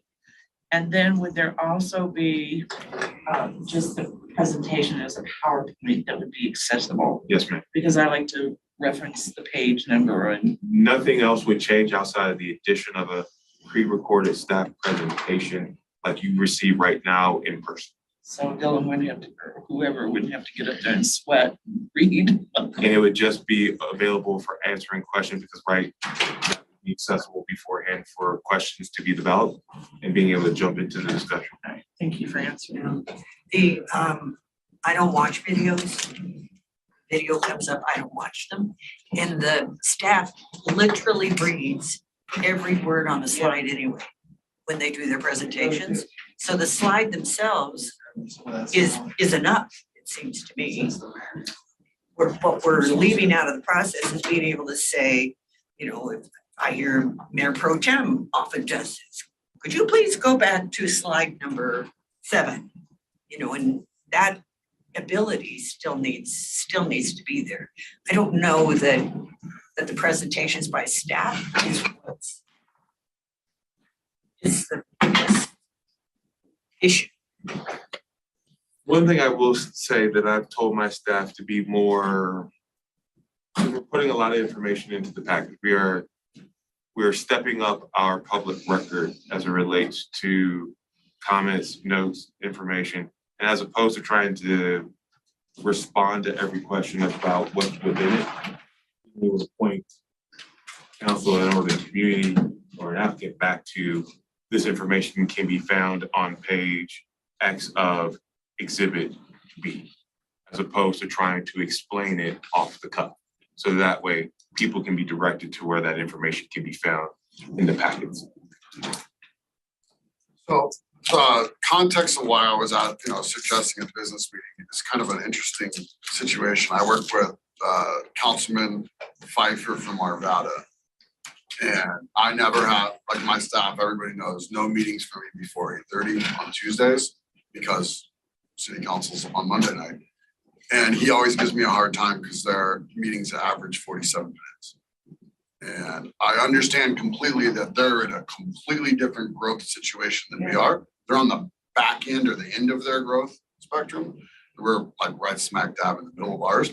So I'm not suggesting we need to be at 47 minutes average, but that's what I'm saying is like they do their business in business meetings, and then they do a council meeting that has kind of the proclamations and those other things differently. And so, if we're looking for options, I do think like looking at others and recognizing where their strengths are, then we should probably do a little bit of that at least. I don't know that we can ever compare to Arvada just because of a different situation, but trying to find where that meaningful stuff is on the front end and then, have other days where we can do business meetings would be great. I mean, he says he's at home by 7 when their meeting starts by 6. It's like, oh. He's just trying to make you Oh, jealous. he is, for sure. And he reminds me every chance. Push your buttons. Yeah, it worked. So we can always, like I said, we can look at identifying that land use cases are one Monday a month. There's consequences to that, right? Just because if you got business that want to write time, money, value, they want to get in and out the door, they've got to hit that mark and know that, right, they're going on that month, or they're going to have to wait a month as opposed to having to wait 2 weeks. So that's just a trade-off to saying land use cases are going to be 1 day a month or 1 Monday a month, and that we start them at 7:30. Once again, presentations, regardless if we pre-record them or not, I think we have to have some tighter strictures on both staff and both applicants to kind of, once again, keep that as concise as we possibly can and really load up the public record for where that information can be found. And then whether or not we also want to look at reorganizing the agenda. I think those are some immediate, some interim fixes that we can do. While looking at this longer term, do we do a business meeting day on a, 1 day a month? I know some communities actually, not saying this, but some communities start their council meetings 11 o'clock in the morning. They get through the business stuff and save the controversial items for the evening.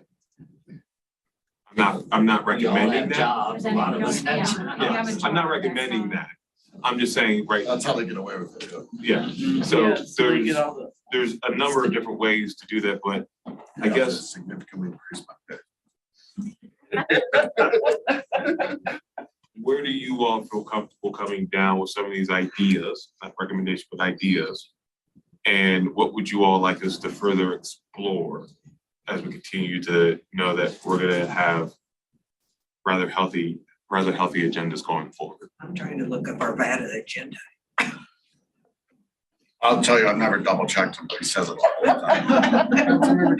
You're interesting. I think just to keep this conversation moving forward, because I know we probably spent about like 3 hours on this already.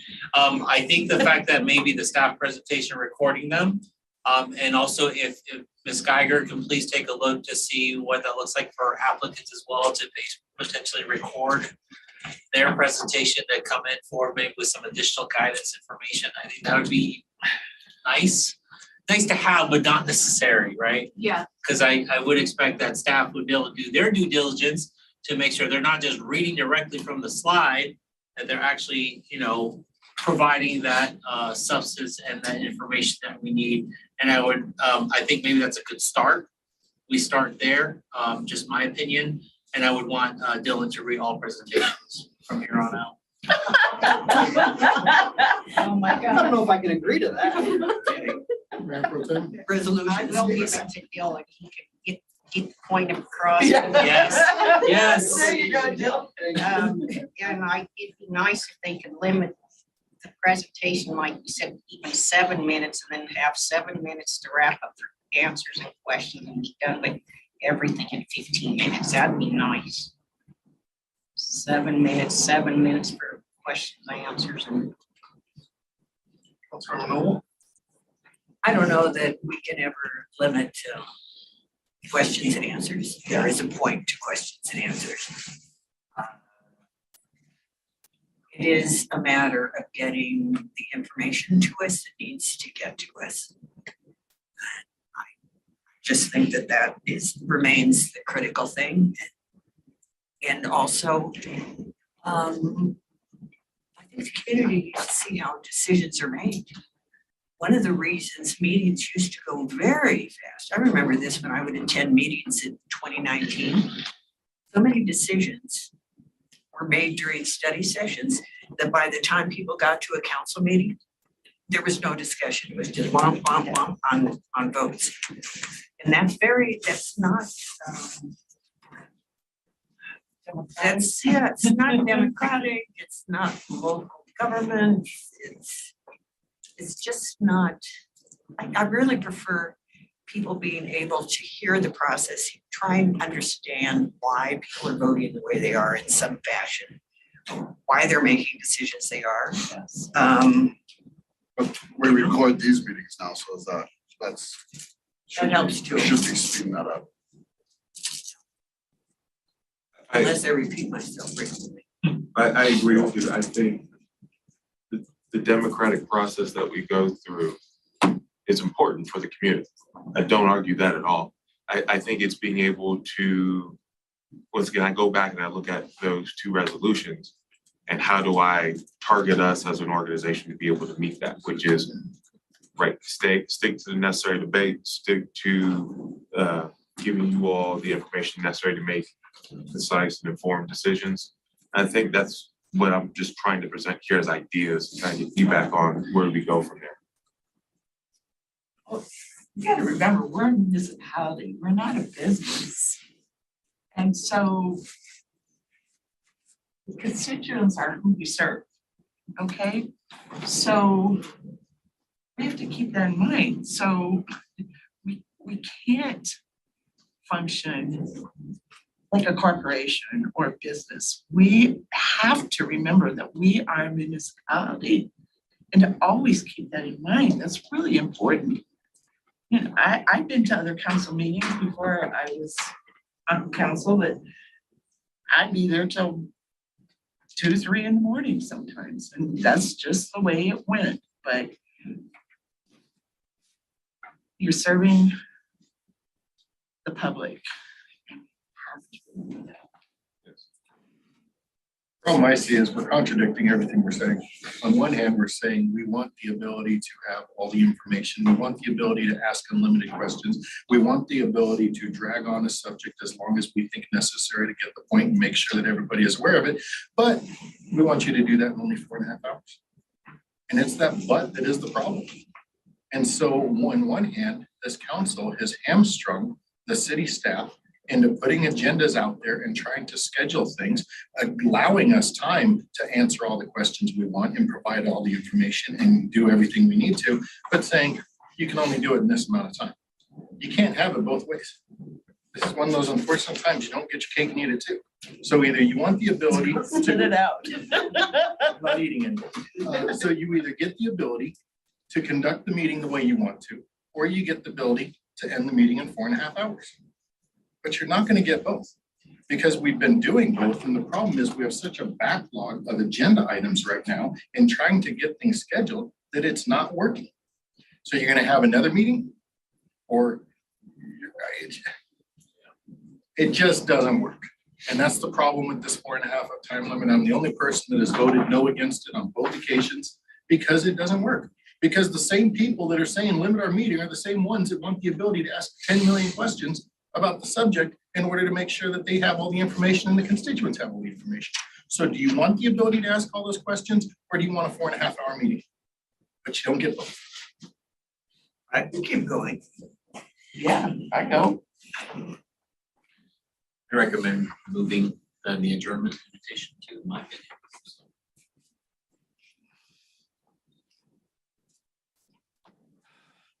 We often vote to extend. And we have a lot of executive meetings too. Yeah, there's a lot of executive. Sessions. Yes, we do. We have a lot of executive sessions.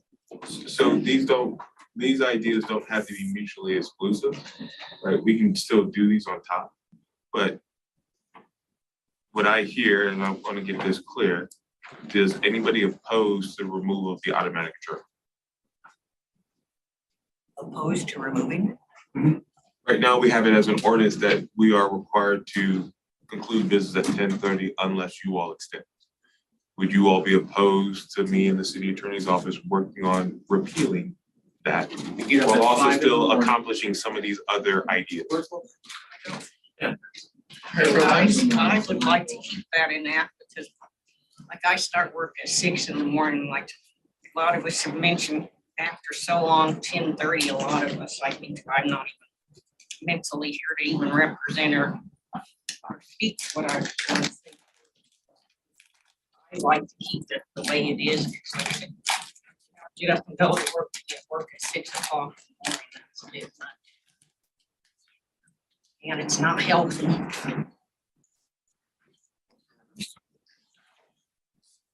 I'm not opposed to going later. I mean, along with what Councilwoman Alan Thomas, or Mayor Pro Tem Alan Thomas just said, I think the big thing for me isn't about what time we end. It's about the 2 hours it takes me to go to bed when I get home. I don't just go home and go to sleep.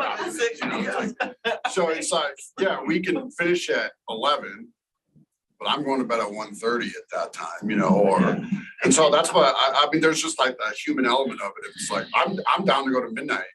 That's probably about the time that I would go, all right, this is enough. But at the same time, there's impacts to everything in your life that, like, starting your Monday with a crappy sleep schedule is not the best way to have a good week, and so I feel it by Tuesday afternoon, Wednesday if I don't, and so I just think that our participation isn't just Monday nights, because on the first 2 weeks of the month, it's Monday, Tuesday, Wednesday of every week, that we're part of boards and commit, at least that's my schedule, and parts of boards and commission and everything else. So it's like that first night can really ruin your week with that constant, one after another. I do think it gets in our way and would like to get rid of it, but I think we just have to be cognizant of all the other kind of sacrifices you make in doing so. Yeah. Also, Councilmember Hurst, you had mentioned switching out one of the study sessions. Do we need 2 study sessions a month? If there was business being conducted on 3 out of 4 Mondays of the month, would that be helpful? Like the fourth week of the month would be a study session, everything else is meeting. Yeah, and just do longer study session nights. The study session nights usually get done early anyway. I can go till midnight on study session because we don't have to vote.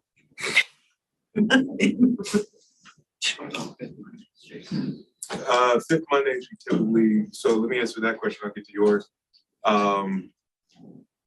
No, that's schools, but I'm talking about 1, 2, 3, and 4. Yeah, I mean, we are going to be looking at trying to make more regular meetings for URA on that second or fourth Monday. So we start to run into those complications like we were previously when we had URA during regular meetings, where they were getting butted up to the end, or we were trying to move to the beginning. And it caused somewhat havoc on participation by the members who aren't on council being able to participate. Hence why we moved them to the second and fourth Mondays for URA meetings. So there's that dynamic. Having one study session, if you think about it, in the month of February, we had 6 requests for items to be brought forward to a study session. Backyard chickens, for example, neighborhood watch, discussion around EPAC recommendations, RV, abandoned vehicles, just to name a few. When we go down to one study session, there are items that I have to balance from council that gets raised, while also with things that staff's doing. So now I've got one meeting a month for study session to balance maybe between, when you think about just for this month, we've got 10 study session items in April. So how do I then prioritize those 10 study session items on one agenda? Some of those could have been done, some of those could have been done during a council meeting, such as the pavement management and the flat work management programs. Those could have been in council meetings. Yeah, but at the same time, I've also gotten guidance to push presentations off of. Well, that's because of the 4.5 hour limit. So now you're being presented with an option of having a third council meeting. You can balance some of those back into meetings, but you still have a third night a month in order to be able to do business that needs to be done. I'm not opposed to an additional night of being able to get business done. Yeah, at one point in time, staff came and said, let's do away with all study sessions. That is Just have council meetings and we'll just do it all during a regular council meeting, but this council said no. That is true. Council was willing to compromise and say 3 meetings and 1 study session and topics that we need to bake on and grind the meat for the sausage can be in a study session, and things that are just a little bit more of a fancy update and maybe a little bit of guidance here or there takes place in a council meeting. That also runs us into the situation where during study sessions, we don't take votes, and we technically really should not be doing head nods and things of the nature of we agree with this, yes, please go forward. That's not supposed to take place during a study session for our city attorney. No, I think formal action can be taken, but I think you can talk about direction. That's fine. Yeah. And yeah, I know it's not in mine, but I like the idea of moving the holiday Mondays to next Tuesday. And like I said, we can easily do that. I think we just have to work on what that is, either a motion or a resolution, but that's something that. Yeah, because if you're having a regular meeting, anyway, then you could just do a motion resolution, but if, Well, we know the I mean, if holidays you're, then you are can't. Sarah, so we scheduled the resolution to cancel all council meetings that fall on a holiday. We could just turn that Yeah, into a in the beginning, resolution to reschedule them to the following Tuesday. But otherwise, we'd have to do an ordinance. Yeah. Because you can only do that for changing the regular meeting. Okay. So 3 regular meetings, 1 study session. Look at pushing those meetings that come from that fall on a holiday to that following Tuesday. Still looking at doing recorded staff presentations. I heard some yay, some nay. Looking for some consensus there because I don't have it. I've got 1 yes, 2 I think yes. to do both, and if you don't want to watch the video, you don't have to.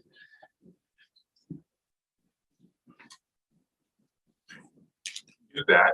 We wouldn't necessarily be making a presentation at the meeting. How would anybody know what's planned? I mean, that doesn't make any sense. Yeah. If you do land use cases and you tell people they have to go to a computer to look as opposed to watching it on Channel 8, there's plenty of people in Commerce City who don't even have computers. Yeah. They watch the meetings on Channel 8. That's how they see what's going on. They go to the library to do it. Yeah.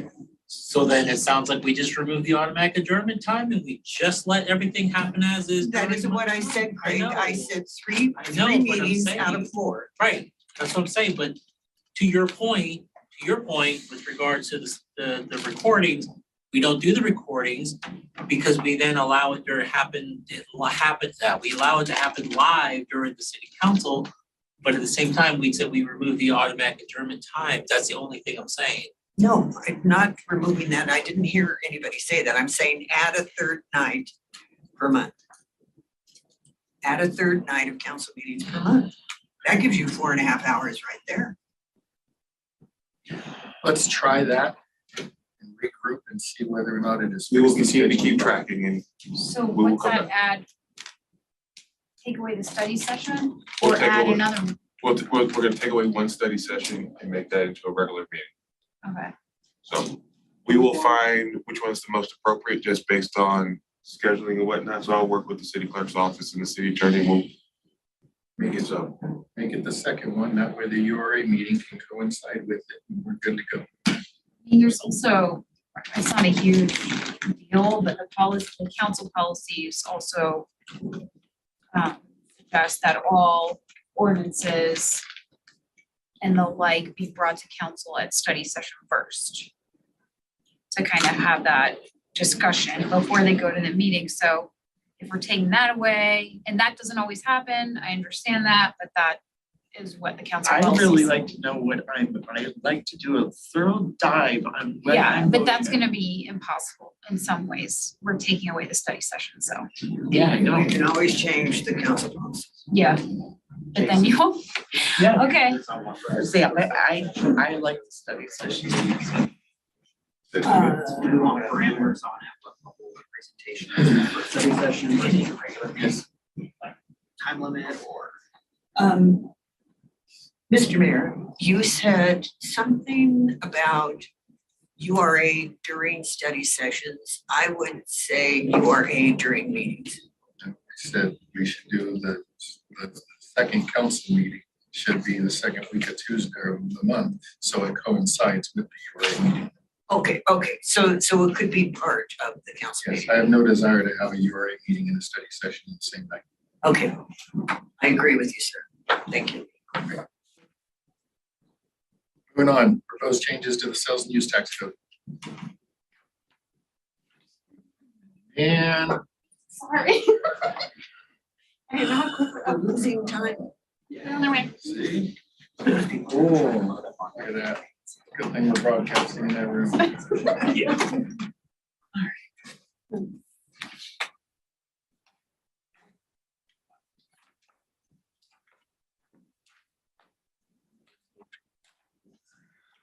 The lucky one that gets to present after all the talk about presentations.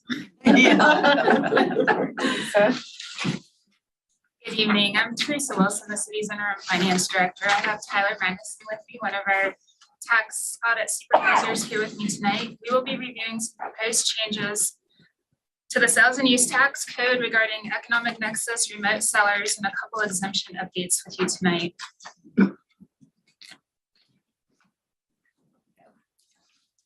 There have been some major developments in the local tax field that require adjustments to our existing sales and use tax code.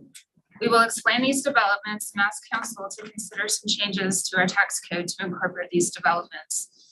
These developments resolve around the U.S. Supreme Court's ruling in Wayfair versus South Dakota and the state of Colorado's new mandatory delivery and bag fees.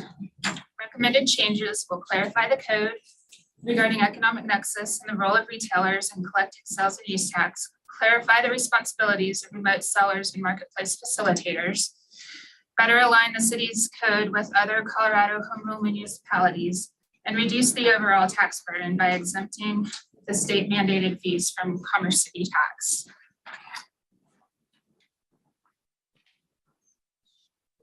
Tonight's presentation will cover the following topics included on this slide. I do want to explain that Marketplace Facilitator is a marketplace that contracts with third-party sellers to promote their sale of goods and services through the marketplace. This includes sites such as eBay, Etsy, Poshmark, etc.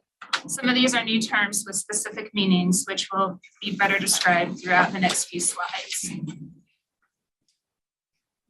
In Wayfair, the court held that sellers who engage in a significant quantity of business within a tax jurisdiction may be required to collect and remit taxes despite not having a physical presence in the jurisdiction. So there's a shift from physical nexus to economic nexus, and that's an important thing to understand between the Supreme Court case rulings on this.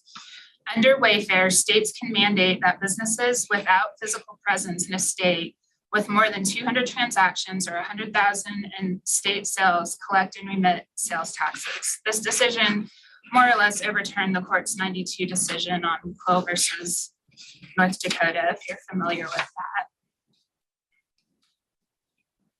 Wayfair created a new standard of who needs to collect and remit the tax, and we recommend updating our code to better align with this court ruling and create the legal authority to follow the Wayfair ruling.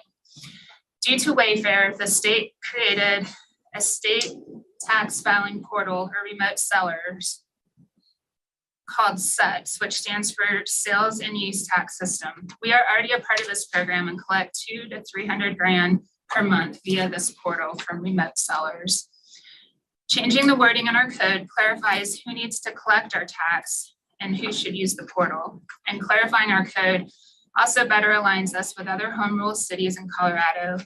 These efforts are outlined in additional materials and attachments included in your agenda packet, largely based on CML provided materials for home rule cities within Colorado.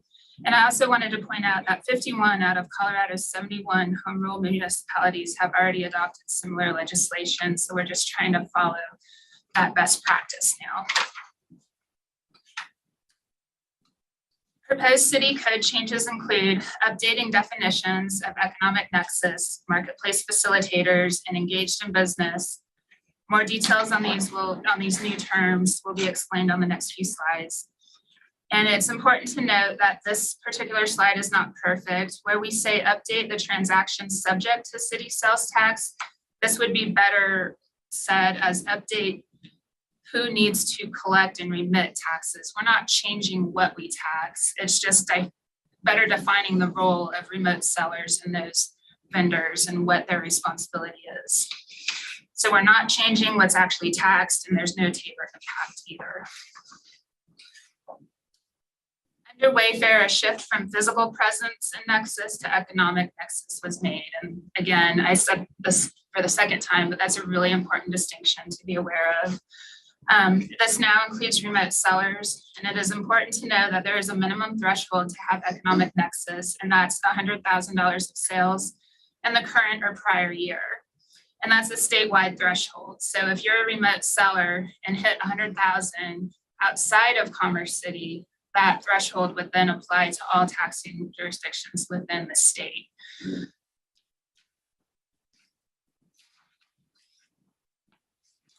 Internet marketplaces include sites like eBay, Etsy, Poshmark, and Amazon Marketplace. Marketplace facilitators collect and remit tax on behalf of individual sellers. This reduces the burden on small businesses, since Amazon and eBay and those larger marketplace facilitators are better equipped to do that on their customers' behalf. This also levels the playing field for our local businesses that compete against sellers that are out of state. Engaged in business. This slide contains several criteria for what engaged in business means. And I want to point out, and it's why it's in bold, but bullet point number 6 is what is changing.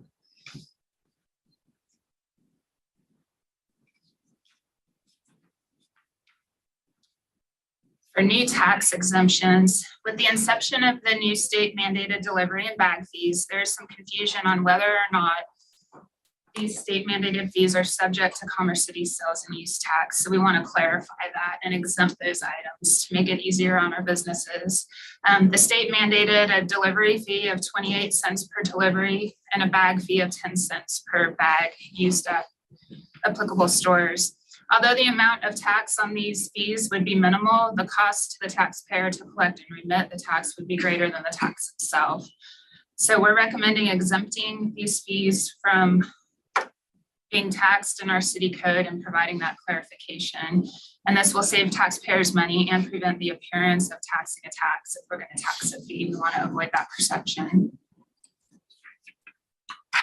This slide just lists the additional documents included in your packet for reference, and hopefully you've had a chance to take a look at those. But if you have any questions about any of these materials, please don't hesitate to let us know. And then next steps would be to bring forward 2 ordinances. We would plan to bring forward ordinance number 2498, which covers economic nexus related definitions and obligations of remote sellers to comply with Wayfair. And ordinance 2499 would cover exempting delivery and bag fees from our tax code. So we're currently scheduled to bring those forward on May 1st. All right, how many minutes was that? That was pretty good. And we have a tax matters subject expert here to help with any questions you all may have. Yes. So if I'm buying on Amazon, am I already paying the Commerce City tax? That's a great question, because sometimes you are and sometimes you're not. Yeah. And by passing this ordinance, it would ensure that you are. Because if Amazon is directly selling a product, they'll collect our tax if they get the address right. If there's a third-party seller that is, being facilitated, that sale is going through Amazon, they will not collect that tax. That tax is generally then recaptured as use tax, which is just the flip side of the sales tax. And so this just kind of evens everything out, and it kind of ensures a smoother collection of our sales tax. Well, just caveat, assuming they have $100,000 of sales in the state of Colorado. Correct. So that's like good news and bad news. I certainly want to help the city. Our taxes are a little high. Thank you. Any other questions? Mayor Pro Tem. I don't like the idea though of going backwards, taking away charging for the gift bags, because I mean, they're doing that in all of Colorado now. And it's helping the environment, so The fee would still be charged. We're talking about exempting the fee from being taxed. oh. So that's okay. the distinction there. So no, we're not wanting vendors to apply our sales tax to the bag fee. But the bag fee would stay intact by state law. Do we get any of that money then? We do get some of the bag fee. The bag fee, yeah, It's on the bank, so we're not exempting out of that, we're just. No, it's just the sales tax, which would be on the actual property, and then they add the bag fee if people are using bags, or the retail fee if it's being delivered. That's correct. We want to exempt the fee, which we're already getting from our taxes. That way we're not imposing a tax on an additional fee. So this just allows us to collect taxes that we are rightfully due anyway. Correct, and and it lowers administrative burden on taxpayers who, if we, did tax the bag fees, they would have to account for that. And that costs them labor and time. And so this is I think, Business friendly thing to do, that it eases the administration of it for them.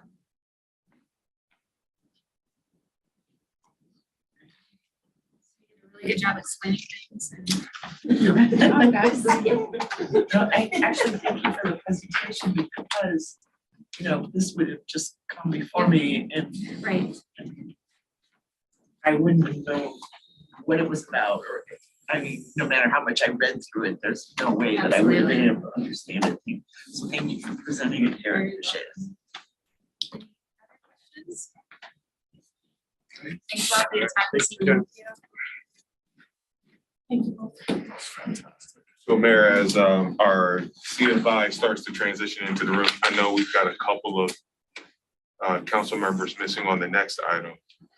We can continue with that discussion, which is the mission and vision, or if the body would like to kick it until we have the full collection around the table. I leave that up to the group. Margo looks like he really wants to talk about it though. Oh, I recommend we kick it until all nine of us are here. There it is, mission and vision, and it should involve input from all nine of us, not just 7 and 9. Sorry. All right. You can come in and hang out. We will reschedule for the next meeting time. Please give your report. Couple of items, still looking for council participation at our Water Smart Workshop, May 8th through May 10th up in Estes Park. So if you are interested, please reach out to Jenna Hahn if you'd like to participate. Community Relations is working with IT and other departments to introduce our new, what we call eTrack-It system and C-Click-Fix software. eTrack-It is the technical name for online submittal of business licenses, building permits, development applications. And C-Click-Fix is the new version of our CRM software that will be going live May 8th. We do plan on having that go before a study session, just kind of introduce both of those items to you all in a June timeframe. Economic development, the Commerce City Small Business Resource Center in Derby is playing host at Alante's next style Pimiente, food truck training next weekend. The class is held entirely in Spanish and costs $750. So looking forward to that. PRG, we had an Earth Day celebration this past Saturday at the Rocky Mountain Arsenal National Wildlife Refuge. We had a collection of park rangers, youth and teens, as well as recreation staff. And we had lead activities from our youth commission alongside refuge staff. We had about 500 guests during that cool and wintry Saturday, but great event nonetheless. Public Works, they're continuing to complete, or they had completed the work order for the striping of 104th and Tower Road and reinstalled various arsenal signs on Highway 2.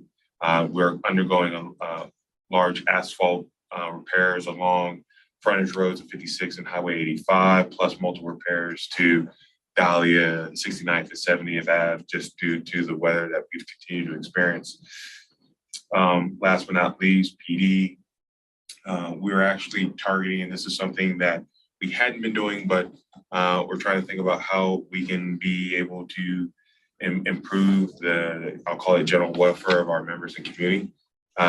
We actually, to this point in time, did not have AEDs in every one of our patrol cars that would be in service. So if we came onto a situation that required an AED to be able to provide life-saving support, some of our vehicles, some may or may not have it. Our PD is working towards having every patrol car with an AED device by the end of May.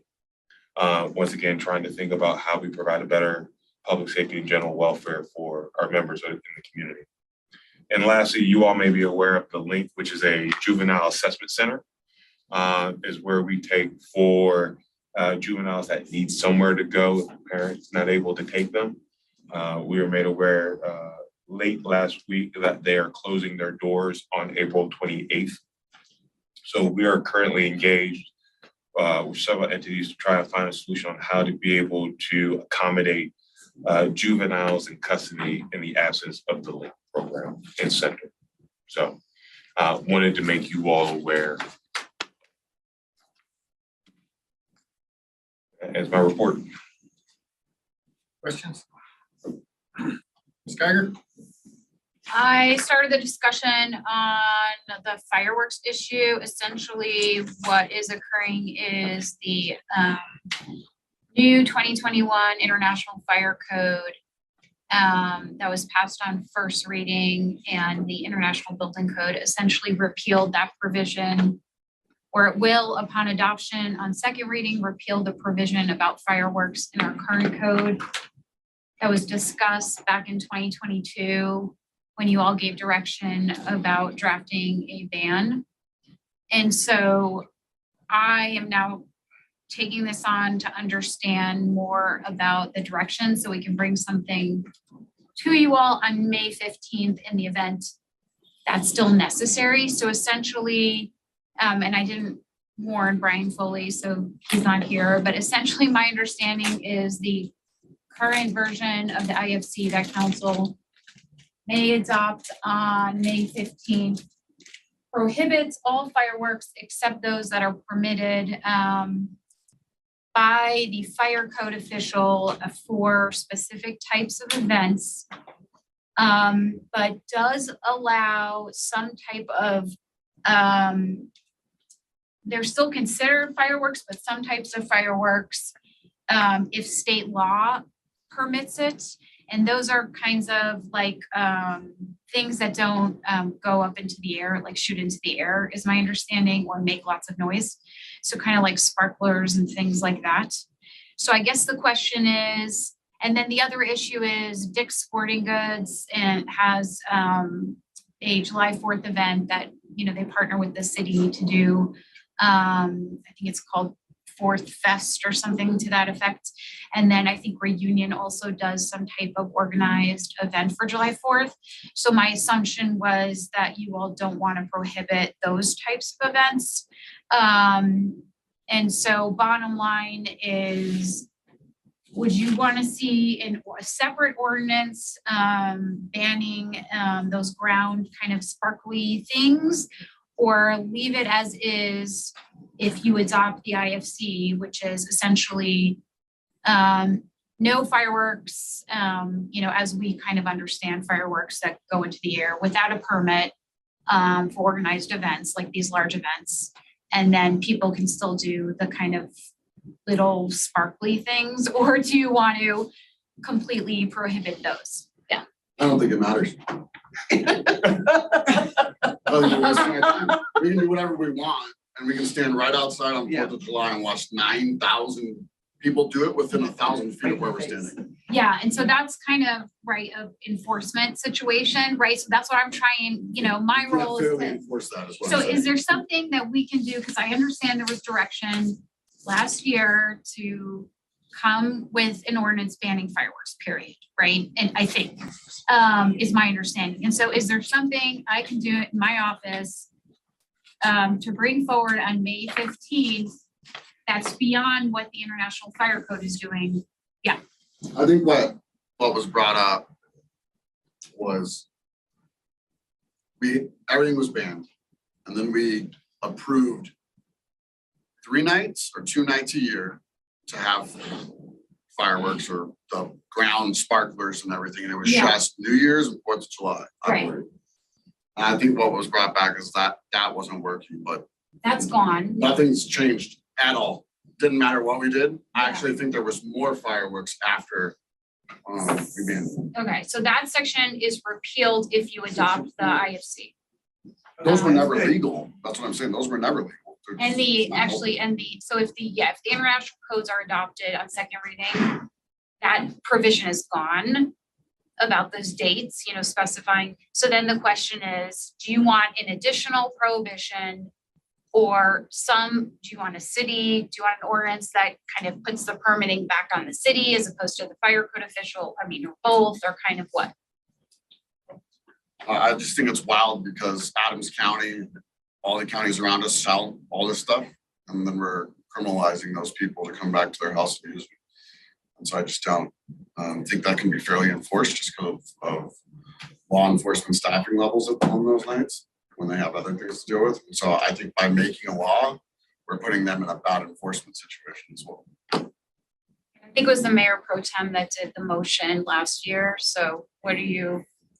Well, like I said, I would like it to stay. I don't know, if, like you said, my council member Hirsch said they're gonna do it anyway, but I don't want it to see anything lifted, because like I said, I said last year why I made the motion for that, our neighbor had a firework bust through their window, so.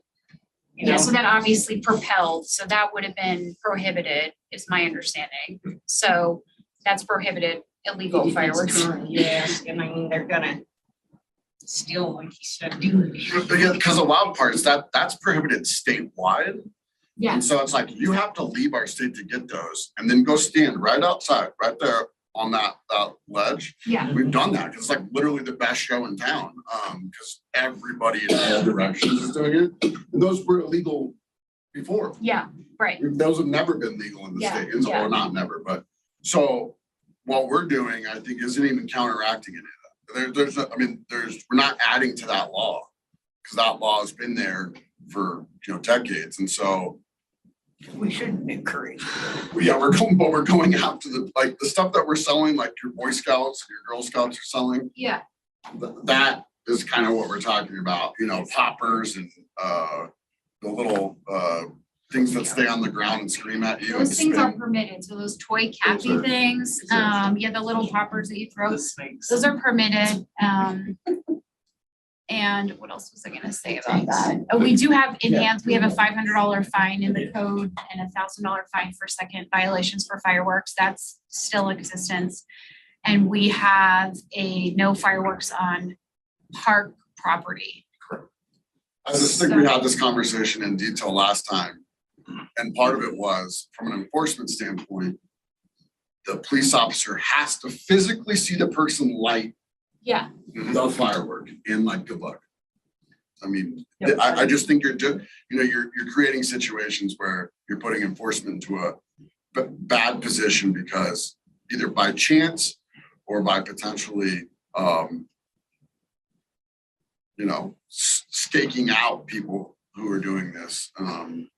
That's the only way you're gonna catch them. Mayor Pro Tem. Okay, well, I thought from my understanding, like, actually on my block, the officers did talk to the witness, and if the witness was willing to say they actually saw it, and that's how this person was caught, he did this, but I wanted to ask you, does it include sparklers too? Because that's where this situation started, and then they had sparklers and other type of issues, but the concern is there enough enforcement, like you said, to enforce it? And, we do have like you said, a big fireworks display at Big, so why, I'm fine with the way it is, but So 2018, the council passed an outright ban, said no fireworks at all. It was an emergency ordinance that took place. 2019, council came back and said, look, if it's legal in the state, it should be legal in the city. Let it go. 2019, Police Chief Former came in and said because of that rule change, it was too hard to enforce the laws that are out there because they didn't know whether it was a legal firework or not a legal firework. 2021 or 22, the idea we should go back to banning 100% because people cannot follow the rules that are in place of if it's legal in the state, it's legal in Commerce City. It's not legal in the state, it's not legal in Commerce City. Everybody's still shooting it off like a war zone out there. Entertaining. The sad part is, as Councilmember Hurst said, we get done watching the soccer game, we come over here and wait for the fireworks, and we have a pre-show going on right across the street over there, and the people, actually not even across the street, in the field, lighting off the fireworks in the field, which just amazes me that. So then we had questions that came up as far as, well, what level of enforcement was out there? How many people were dedicated to doing this? How many people were this, that, blah, blah, blah. The reality of it is, no matter if we pass an ordinance, we don't pass an ordinance, you're still gonna see a war zone on July 3rd and 4th. It's still gonna take place. Nothing we do. The only thing it's gonna do is it's gonna insinuate or infuriate people that much more because it's illegal and yet my neighbor's still doing it. So what do you want to do? And we focus our police force on the fourth fest, on directing traffic and keeping everybody safe there, while they're sitting there standing across the street going, yep, not much we can do because we have a duty here. Councilmember Noel.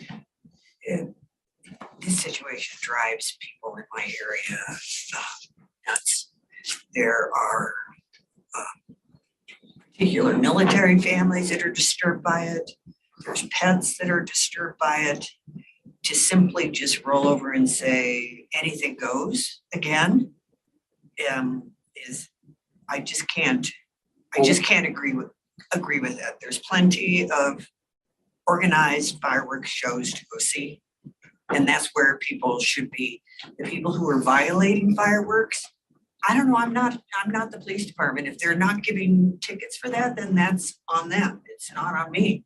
We set the rules and the rules are supposed to be followed. It has, the mayor used the term war zone. It's even that way up in the north, not just, it's something else. People are trying to go to sleep and it's going off at midnight at 1 a.m. Yeah. It's gotten really bad. Councilmember Hurst. But that's for like weeks and weeks leading up to it. And so I hear you. Keep arguing this thing. No, I'll argue it all night because I really I think know we're you will. wasting time. I don't think we are making any impact at all on this situation. And quite honestly, it sure felt like we made it worse last time we So what do you want to do, Peg? Our councilman. Next time. So Okay. should we draft a different ordinance for you or not? Right now, big displays, the fireworks that go up, those are illegal unless there's, well, They were already. no, if you adopt the IFC May 15th, those displays will be illegal except with the permit from the fire. They still are. It is a Colorado Yeah. state law. If it leaves the ground or goes boom, it is illegal in the state of Colorado. And so I don't look at it as the city not taking action as rolling over and doing nothing. It's already illegal. It's illegal and we are also making it a city law by adopting assuming you do that, by adopting the IFC, it makes it doubly illegal. I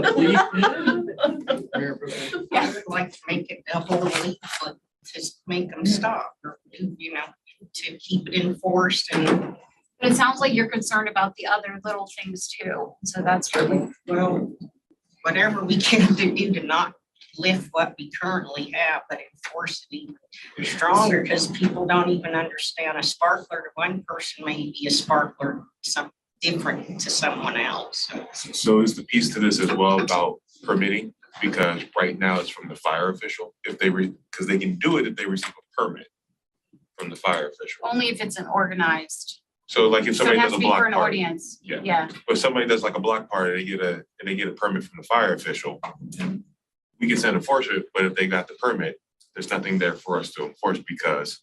So part of it is also as well as, Getting a permit, though. I mean, they're not getting. Fireworks have been illegal my entire life in the city. I was born and raised here. They've always been illegal.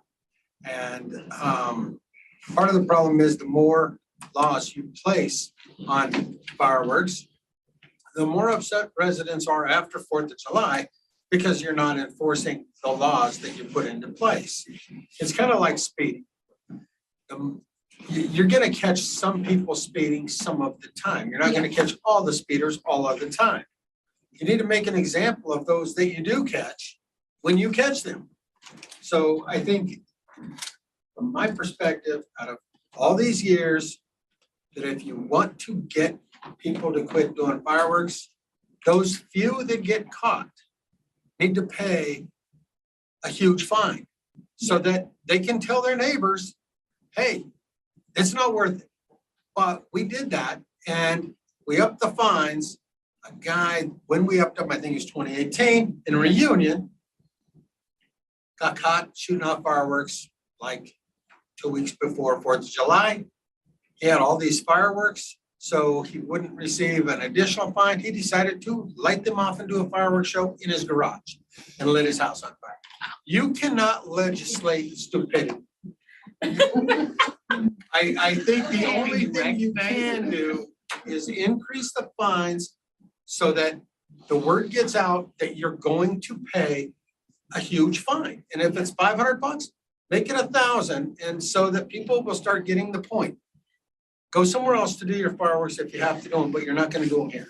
And I literally had residents bring trash bags, big trash bags, and dump them out in the middle of the council chambers and go, how come you don't enforce your laws? These were all in my street. And so the more laws you make to stop fireworks, the more people are gonna be upset you're not enforcing them.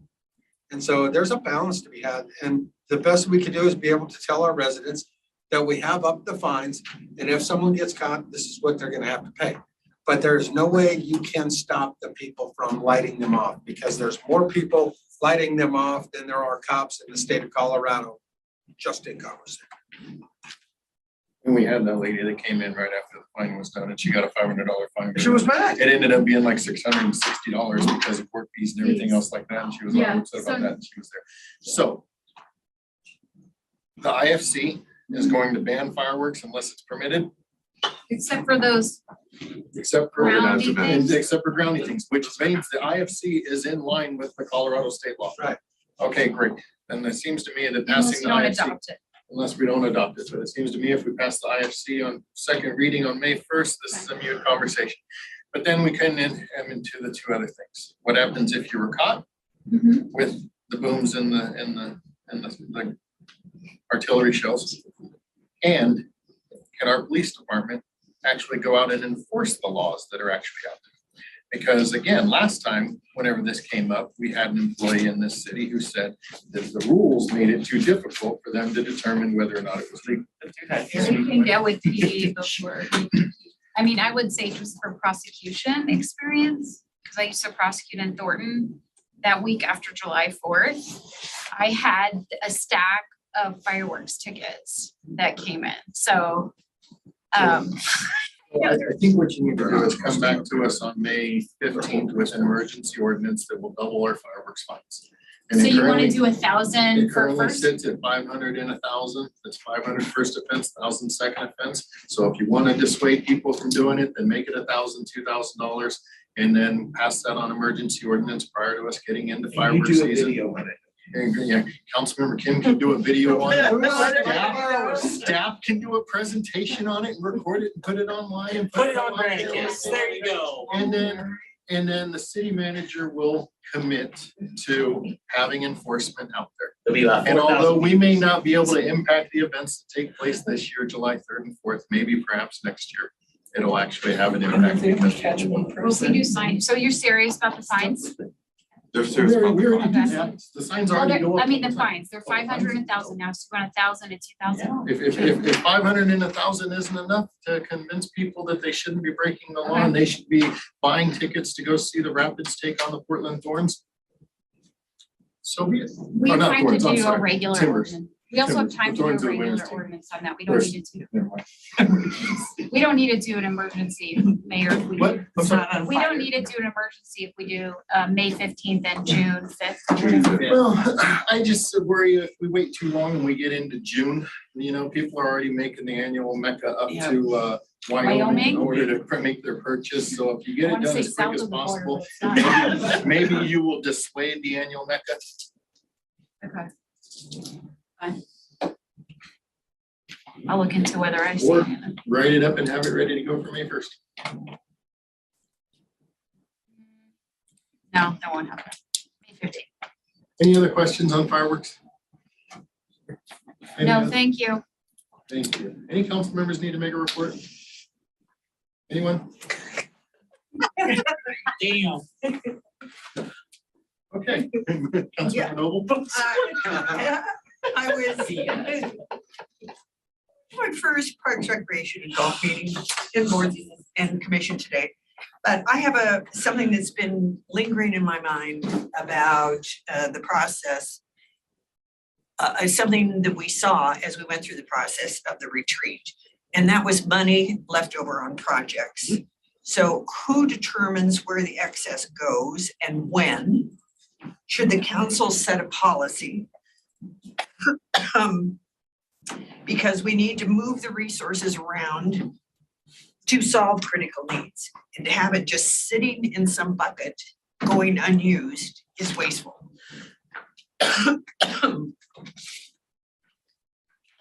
So there's a couple of answers to your question. A couple of times a year, finance meets with the various departments to talk about their capital improvement projects. If there are projects that have been closed that have funds left over, then those funds, many cases, will be returned back to the pot of their original source. Because, for example, lottery money can only be used for certain projects. So it'll get moved back to the lottery line item so that it can then be redeployed elsewhere. So that's one thing that happens. Per charter, city manager has the authority to move a CIP allotted budget to a different project. So if we have a project that has been identified that has a shortage and there's something left over in another project, city manager has the authority to transfer those funds to another project. If a project is done and is not going to be used, then we have an account called closed projects where we move that money to. Then during the budget process, as we're identifying the various funding sources for projects, we will identify how much is in that account. And then as we're working up that, I don't know if you remember the large CIP spreadsheet that shows all the pots of funds, the various projects they can be applied to, we will show that that is an available source, and we would bring that as part of the budget discussion. When does this occur, Cheryl? Well, the meetings happen, it's not always, it's not set like it's April 15, July. We try to do it 3 times a year so that we can catch a project the next meeting that maybe wasn't closed the first time we met. And we do it a couple of times throughout the year. And we typically have one right before the budget process gets started. So I know, for example, the CIP project team met last Friday. They're having another follow-up meeting this week in preparation to get the budget discussions underway. My favorite is the Pena on-ramp. And that has been done for a very long time. So I don't know how many meetings have transpired since the Pena on-ramp was finished. But there was money still sitting in that pot. And whatever meetings need to occur to close out these accounts need to happen before the retreat. So the city council isn't subjected to having to look at a spreadsheet that has projects that appear to be open when in fact they're not. When they have closed, the only reason they look open is because there's money sitting in them. So that's what I wanted to find out, if we needed to make that some sort of policy so that that would occur before we have our retreats. Because it caused, it affected the success of the retreats, because we had to have these discussions about the money left in the pots and whether these projects were closed or not closed and so forth. So it would be good to see more efficient closure of these.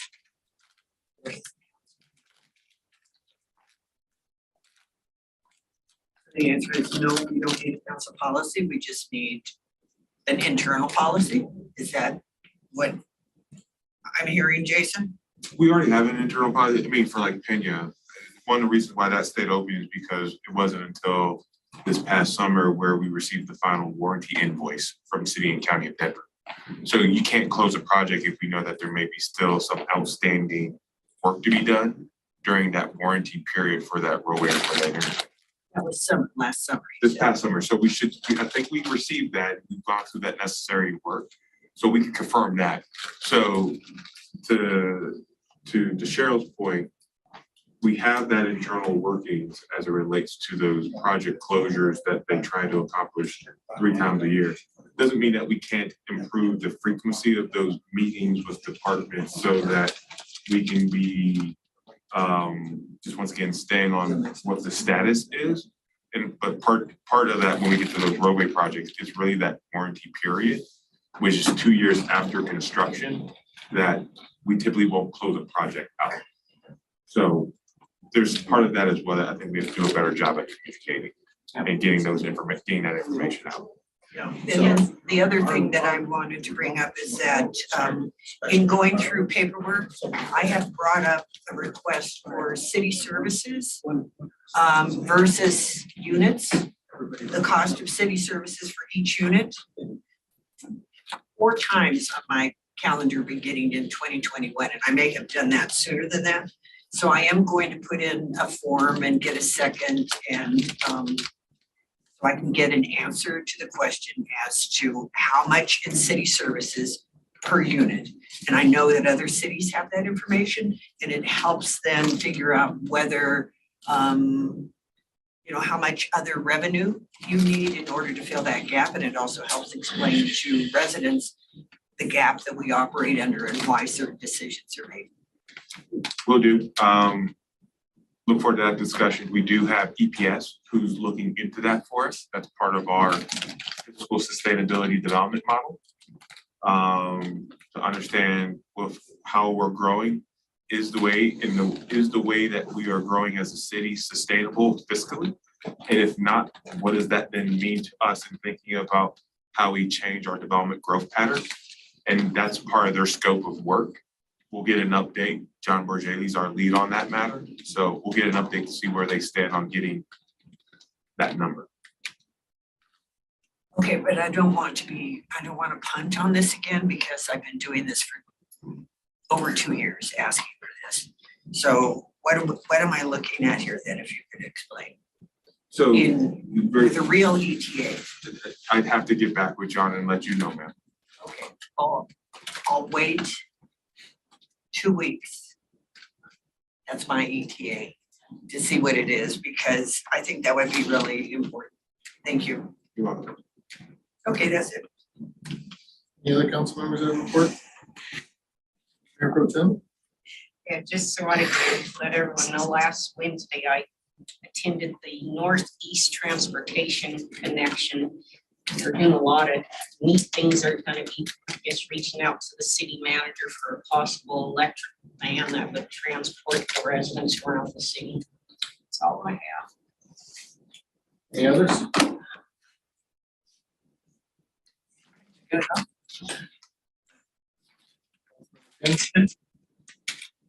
got 2. This past Saturday, I attended Kara Kincaid's funeral at the church. A lot of supporters were out there all together. At the end of the day, what I'm hoping for is Colorado State Patrol actually tells the family or tells the residents as to what's happening. Obviously, it was in the news that the vehicle was found, but that's all I saw, nothing else. Fast forward, the other individual, Sol Ashley, who's 14, who shot himself because he was bullied, who attended Stewart Middle School. His services are gonna be on Saturday, the 29th of April at 11 o'clock at New Hope Baptist Church at 3701 Colorado Boulevard. The mother's asking for people who are going to attend to please wear red. I'm planning to be there.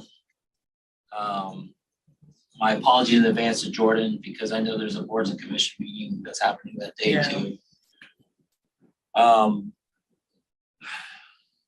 With regards to that situation, there will be a 27, hoping that 27J board members will be in attendance at Stewart Middle School tomorrow night at 6 p.m.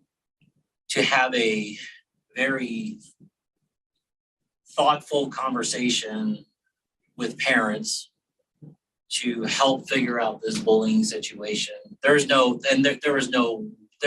one answer that'll fix this all. But I'm hoping that it could be a very fruitful and thoughtful conversation. I will be in attendance at that one. Because I know this is a nationwide issue, but I know we can also try to control what we can within our purview. Talked to the mom last week as well. She's hoping that there's some information that CCPD can please provide with regards to the current situation. But that's all that I had to report on that. Thank you. See you all next week. Hey, come on, you should know. So, Councilmember Kim and I actually went on Tuesday morning and testified at the Adams County Commissioners meeting regarding the tragedy, because it happened in an enclave of Adams County in Harbor City. And so it's really important that we follow up on this and that we work together with them so that the people who live in those areas are serviced. Whoever services them, they deserve those services and they shouldn't be neglected. And so that's something that we're gonna have to follow up on. Tuesday evening, I went to the Harbor City, or the Cultural Council meeting, and we're working on a lot of different projects. Expect the music in the park to be fantastic this year. And then after the Memorial Day parade, there's gonna be a band. So anybody can bring their picnic lunch over to Veterans Park and have a picnic. So make sure that you get the word out that there's going to be band afterwards. Thursday, I went to the Commissioner and Mayor's Youth Award meeting or dinner, and that was at the Adams County Dome, and that was fantastic. It's always really